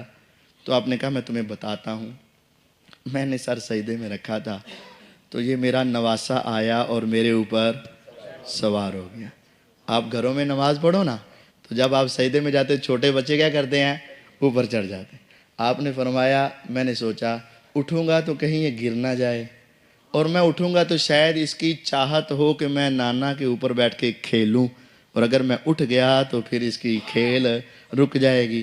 میں نے کہا جب تک یہ سوار اپنی مرضی سے نہیں اٹھے گا محمد بھی اپنا سر سجدے سے نہیں اٹھائے گا صلی اللہ علیہ وسلم۔ میرے آقا کو ان کے ساتھ اتنا پیار تھا، اتنا پیار تھا، اس قدر پیار تھا، لیکن افسوس کہ اتنی عظیم ہستی حسین رضی اللہ عنہ کو کوفے والوں نے بلایا اور کوفے میں لا کے شہید کر دیا۔ اے اللہ جنہوں نے ان کو شہید کیا ان پر اپنی لعنتیں فرما، جنہوں نے اس شہادت کو پسند کیا ان پر بھی اپنی لعنتیں فرما، اور جو اس کی شہادت پہ راضی تھے ان کی قبروں کو آگ میں بھر دے، اور جو اس میں شریک نہیں تھے ان سب کو معاف فرما، جو اس میں شریک تھا اس پر لعنتیں کر دے، جو اس میں شریک نہیں تھا ان سب کو معاف فرما دے۔ کون تھا؟ ایک حدیث سنا کے اپنی بات ختم کرتا ہوں۔ عبداللہ بن عمر رضی اللہ تعالیٰ عنہ مکے میں حج کے موقع پر گئے ہیں، صحیح بخاری جامع ترمذی کی روایت ہے۔ وہاں کچھ لوگ آئے، کہنے لگے یہاں کوئی بڑا مفتی ہے، بڑا مفتی ہے کوئی، بڑا مفتی جس سے ہم نے فتویٰ پوچھا، بڑا مفتی ہے کوئی؟ انہوں نے کہا ہاں ہاں وہ پیلر کے ساتھ ایک بزرگ بیٹھا ہے نا، ہاں اس کے پاس۔ تو کہتے ٹھیک ہے، بڑے فتویٰ پوچھیں گے۔ انہوں نے کہا جی مفتی صاحب بتائیے کہ اگر ہم نے احرام کی چادریں پہنی ہوں اور ہم سے مچھر یا مکھی مر جائے تو اس کا فدیہ اور کفارہ کیا دینا پڑے گا؟ میں واہ بڑے نیک انسان جی، واہ شکار کرنا تو حرام ہے، مکھی اور مچھر اتنا تقوی، اتنی پرہیزگاری، پہلے دسو تسی آئے کتھوں وہ ایڈے نیک کتھوں آ گئے نے؟ انہوں نے کہا عراق چو۔ فرمایا شرم نہیں آتی تمہیں؟ نواسہ رسول کو شہید کیا، ان کا خون نکالا، ان کو بے یار و مددگار چھوڑا، ان کو شہید کروا کے اور شہید کر کے کچھ نہیں تمہیں ہوا، اور مکھی اور مچھر مر جائے مسئلے پوچھتے ہو؟ جاؤ تمہارے جیسوں کو ہم مسئلے بتاتے ہی نہیں ہیں۔ اور ماں ام سلمہ رضی اللہ عنہا نے فرمایا اللہ اہل عراق پہ لعنت فرما، اللہ اہل عراق کے لعنت فرما، اللہ اہل عراق پہ لعنت فرما۔ ان ظالموں نے پہلے دھوکے سے بلایا، پھر ان کو اکیلے چھوڑا اور ان کو شہید کروایا۔ اے اللہ جنہوں نے شہید کیا، جنہوں نے کروایا، جو اس پہ خوش ہوئے ان سب پہ اپنی لعنت فرما، اور جو اس میں شریک نہیں ہیں ان سب کو اور ہم سب کو معاف فرما۔ اللہ تعالیٰ ہمیں تمام اہل بیت کی سچی محبت عطا فرمائے اور ان کے ساتھ سچا پیار عطا فرمائے، اور سارے اہل بیت کے ساتھ پیار کرنے کی توفیق عطا فرمائے۔ وآخر دعوانا ان الحمدللہ رب العالمین۔ فوت شدہ والدین کے لیے صدقہ کیا جا سکتا ہے؟ جی ہاں صدقہ کیا جا سکتا ہے ان کی طرف سے۔ بیٹے کے علاوہ کوئی ان کا نام لے کر کرے تو ان کو ثواب ملتا ہے؟ نہیں، صرف اولاد ہی والدین کی طرف سے صدقہ کر سکتی ہے۔ کوئی اور ہے جیسے داماد ہے، بھتیجا ہے، تو پھر وہ ان کے لیے دعا کریں گے۔ کوئی ایسی صورت اسلام میں ہے کہ دعا کے علاوہ کہ میں کچھ پڑھوں مثلا قرآن مجید وغیرہ یا عمرہ کروں تو اس کا ثواب میں کسی کو نام لے کر پہنچا سکوں؟ ایسی کوئی صورت نہیں ہے۔ دیکھ لیں جو عمل آپ نے کیے اس کا ثواب ملے گا، جس پر آپ لوگوں کو لگا کر گئے اس کا ثواب ملے گا، جو آپ کی اولاد کرے گی اس کا ثواب ملے گا۔ کوئی تیسرا کرے اور ثواب تمہیں پہنچے نہیں۔ دیکھیں ڈاک کا نظام ہر ملک کا اپنا اپنا ہے۔ پاکستان کی ڈاک کا نظام ہے اور اس کی ٹکٹیں ہیں، جب تک آپ وہ ٹکٹیں نہیں لگاؤ گے تو وہ ڈاک آگے پاویں وہ تو وڈی ٹکٹ کسی اور ملک دی بھی لگا دو تو چل جائے گا، وہ کہیں گے ساڑھے ملک دی لگا۔ اب یہ فوت شدگان کو بھی ثواب پارسل کرنا ہے، پہنچانا ہے، تو یہ طریقہ کون بتائے گا؟ اللہ یا محمد الرسول اللہ صلی اللہ علیہ وسلم۔ حضور کی 2 بیویاں آپ کی زندگی میں فوت ہوئیں، 3 بیٹیاں آپ کی زندگی میں فوت ہوئیں، 3 بیٹے آپ کی زندگی میں فوت ہوئے، آپ کے چچا آپ کی زندگی میں فوت ہوئے۔ آپ نے اللہ کی قسم اٹھا کے کہتا ہوں کسی ایک کی وفات کے بعد بھی قرآن پڑھ کر ان کو بخشا نہیں۔ آپ کا اور میرا ایمان ہوگا سب سے زیادہ قرآن پڑھنے والے کون تھے؟ محمد الرسول اللہ صلی اللہ علیہ وسلم، اور ان کو خود اپنے لیے زیادہ نیکیوں کی ضرورت، ان کے تو اشارے سے جنت کے دروازے کھلنے تھے، لیکن انہوں نے بھی نکال کر کسی اپنے صحابی کو دی نہیں، اپنی بیویوں کو دی نہیں، بیٹیوں کو دی نہیں۔ تو جب حضور نے یہ کام نہیں کیا تو ہم اپنی مرضی سے اپنے دل کو تسلی تو دے سکتے ہیں لیکن ان کو ثواب نہیں دے سکتے ہیں۔ ہاں جی، ہاں یہ پڑھتے ہیں لیکن پڑھنے سے دل مطمئن تو ہو جائے گا لیکن ان تک نہیں پہنچے۔ لیکن میں ہر چیز کا ایک طریقہ کار ہوتا ہے۔ تسی ان دوسرا اج کل دی زبانی سمجھو، موبائل چ لوڈ کراندے ہو، جیڑی کمپنی دا ہے او دا طریقہ مطابق جیڑا اوکے گا نا ہنسا وہ نپنا پے گا، اپنی مرضی نہ پہنچ جائے گا، اپنی مرضی نہ، تو جو فرشتوں نے جو ثواب پہنچانا ہے تہاڈی مرضی نہ پہنچ جائے گا، جو اللہ اور اس کے رسول بتائیں گے اس مرضی سے جائے گا، اونج نہیں جانا۔ اپنی مرضی نہ جنہ مرضی کھپتے رہو، ایرر آ جائے گا نہیں جائے گا۔ مفتی صاحب اصالہ ثواب کیسے کر سکتے ہیں؟ مکمل اور جامع طریقہ سمجھا دیں۔ اصالہ ثواب اگر آپ کے والدین اس دنیا سے گئے ہیں، جو چیز چاہے ان کے لیے صدقہ کریں، خیرات دیں، اللہ ان کا ثواب کر دے۔ ہاں اولاد جو بھی نیک عمل کرے گی اللہ تعالیٰ اس کا ثواب والدین کو آٹومیٹک خود بخود پہنچا دیں گے، خود بخود ہی چلا جائے گا۔ اگر آپ کسی اور کی طرف سے کرنا چاہتے ہیں تو وہ اصالہ ثواب نہیں ہے، وہ دعا ہے۔ وہ کیا ہے؟ دیکھیں اصالہ ثواب کر کے بھی آپ کیا کرنا چاہتے ہیں؟ جنت لینا چاہتے ہیں اور جہنم سے بچنا، یہی کام کرنا چاہتے ہیں تو دعا کریں اللہ اس کے گناہ معاف کر دے، اس کو جنت دے دے، پہنچ جائے گی۔ یہی اصالہ ثواب ہے اور کوئی طریقہ نہیں ہے۔ مفتی صاحب کیا قسطوں پر کاروبار جائز ہے؟ قسطوں پر کاروبار کی کوئی گنجائش ہے تو کس صورت میں؟ اور لائف انشورنس کروانا جائز ہے؟ انشورنس حرام ہے، اس میں سود ہے۔ آپ ایک دیتے ہیں، کوئی اس کو قسط یا دو دیتے ہیں اور پھر آپ اگر فوت ہو جائیں تو جتنا طے ہوا ہے سارے ہی پیسے آپ کے گھر میں مل جاتے ہیں، تو یہ سود کی ایک شکل ہے انشورنس، اور اس کو لائف اسٹیٹ بھی کہتے ہیں۔ دوسرا ہے قسطوں کا کاروبار۔ قسطوں کے کاروبار میں دو خرابیاں ہیں۔ ایک ہے نقد 1000 روپے دی تے قسطاں تے 1500 روپے دی، ریٹ کنے ہو گئے؟ دو۔ تو ایک چیز کے دو ریٹ جائز نہیں ہیں۔ دوسری بات یہ ہے کہ اگر تیری قسط لیٹ ہو گئی تو اتنا جرمانہ پڑے گا۔ حدیث میں ہے کہ اگر انسان نے ایک ریٹ طے کر کے پھر اس سے زیادہ لیا تو اس کو سود کہتے ہیں۔ تو ریٹ جو طے تھا پھر اس کے جو جرمانہ لیا جاتا ہے وہ کیا ہوتا ہے؟ سود۔ تو بعض علماء قسطوں کے کاروبار کو جو جائز کہتے ہیں نا، وہ بھی کہتے ہیں اس شکل میں جائز ہے جب یہ جرمانہ نہ ہو۔ لیکن ہمارے پاکستان میں کوئی بندہ ایسا مجھے تو نظر نہیں آتا جو جرمانہ نہ لے۔ جو جرمانہ نہیں لے گا تو اسی دینی ہے کوئی نہیں، جو جرمانہ لے گئے گا تو اسی دینی ہے کوئی نہیں، اس واسطے وہ جرمانہ لیں دے، تو جرمانہ لینا شرعی لحاظ میں جائز نہیں ہے، اس وجہ سے ان سے بچنا چاہیے۔ اللہ تعالیٰ مجھے اور آپ کو سمجھنے اور اپنی اصلاح کرنے کی توفیق عطا فرمائے۔ وآخر دعوانا ان الحمدللہ رب العالمین۔ تو ان کے لیے بھی دعا فرمائیں۔ مسافر کی دعا کا وعدہ نبی علیہ السلام نے کیا ہے، اللہ تعالیٰ مسافر کی دعا قبول فرماتے ہیں۔ ہم مسافر ہیں، ہم بھی دعا کریں گے، آپ بھی دعا کریں، اللہ تعالیٰ قبول فرمائے۔ اللہم لک الحمد حمدا کثیرا طیبا مبارکا فی، یا ربی لک الحمد کما ینبغی لجلال وجہک ولعظیم سلطانک۔ اللہم صلی علی محمد وعلی آل محمد کما صلیت علی ابراہیم وعلی آل ابراہیم انک حمید مجید۔ اللہم بارک علی محمد وعلی آل محمد کما بارکت علی ابراہیم وعلی آل ابراہیم انک حمید مجید۔ اے اللہ ہم بڑے گناہگار، بڑے خطا کار، ہمیں معاف فرما، ہمارے صغیرہ کبیرہ گناہ معاف فرما، ظاہری باطنی گناہ معاف فرما، جو جان بوجھ کر بیٹھے یا اچانک ہوئے مولا تو اپنی رحمت سے سارے معاف فرما۔ اے اللہ جتنے مسلمان ہسپتالوں میں گھروں میں بیمار ہیں سب کو شفا عطا فرما۔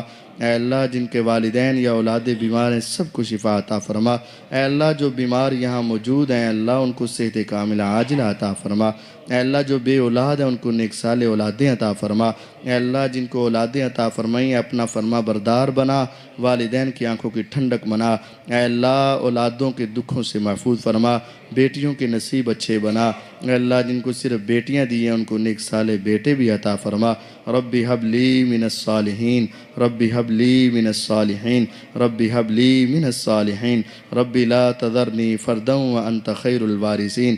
اے اللہ ہمارے والدین کو معاف فرما، ہمارے فوت شدگان کو معاف فرما۔ اے اللہ خالد بھائی کے والدین کو معاف فرما۔ اے اللہ اس مسجد کے جتنے بانی نمازی اس دنیا سے چلے گئے اے اللہ سب کو معاف فرما۔ اے اللہ جتنے اہل توحید اس دنیا سے چلے گئے ان سب کو معاف فرما۔ اے اللہ ہمیں اور ہمارے والدین کو اور تمام مسلمانوں کو عذاب قبر سے محفوظ فرما، عذاب حشر سے محفوظ فرما، عذاب جہنم سے آزاد فرما۔ اے اللہ جو مانگ لیا ہے وہ عطا فرما، جو نہیں مانگ سکے بغیر مانگے ہی عطا فرما۔ اے اللہ یہ تیرے بندے تیری بندیاں تیرے دین کی باتیں سننے کے لیے کتنے گھنٹوں سے بیٹھے، اپنے کام کاج ضروریات کو چھوڑ کر آئے، اے اللہ تو ان کی جھولیوں کو خیر سے بھر دے، اے اللہ ان کی تمناؤں کو پورا کر دے، اے اللہ ان کی ضروریات کو پورا کر دے، اے اللہ ان کی امیدوں کو پورا کر دے، اے اللہ ان کے دونوں جہانوں کو آباد کر دے، اے اللہ ہمیں مال و دولت صحیح طریقے سے کمانے کی توفیق عطا فرما، اے اللہ دنیا آخرت کی عزتیں عطا فرما، اے مولا اسلام والی زندگی عطا فرما، جب اس دنیا سے جائیں کلمہ توحید ہماری زبانوں پہ جاری فرما، اے اللہ جب قبروں میں پہنچے تو ہمیں سکون کی نیند عطا فرما، اے اللہ جب قبروں سے اٹھیں تو ہمیں سواریاں عطا فرما، میدان محشر میں پہنچیں تو اپنے عرش کا سایہ عطا فرما، اپنے پیغمبر کے ہاتھوں حوض کوثر سے پینا نصیب فرما، اپنے پیغمبر کی سفارش کا حقدار بنا، اے اللہ اپنے پیغمبر کا ساتھ دے کر جنت الفردوس عطا فرما۔ اللہم انا نسألک الجنت الفردوس، اللہم انا نسألک الجنت الفردوس، اللہم انا نسألک الجنت الفردوس، اللہم اجرنا من النار، اللہم اجرنا من النار، اللہم اجرنا من النار، ربنا تقبل منا انك انت السمیع العلیم وتب علینا انك انت التواب الرحیم، وصلی اللہ علی النبی الکریم وعلی آلہ وصحبہ اجمعین، آمین برحمتک یا ارحم الراحمین۔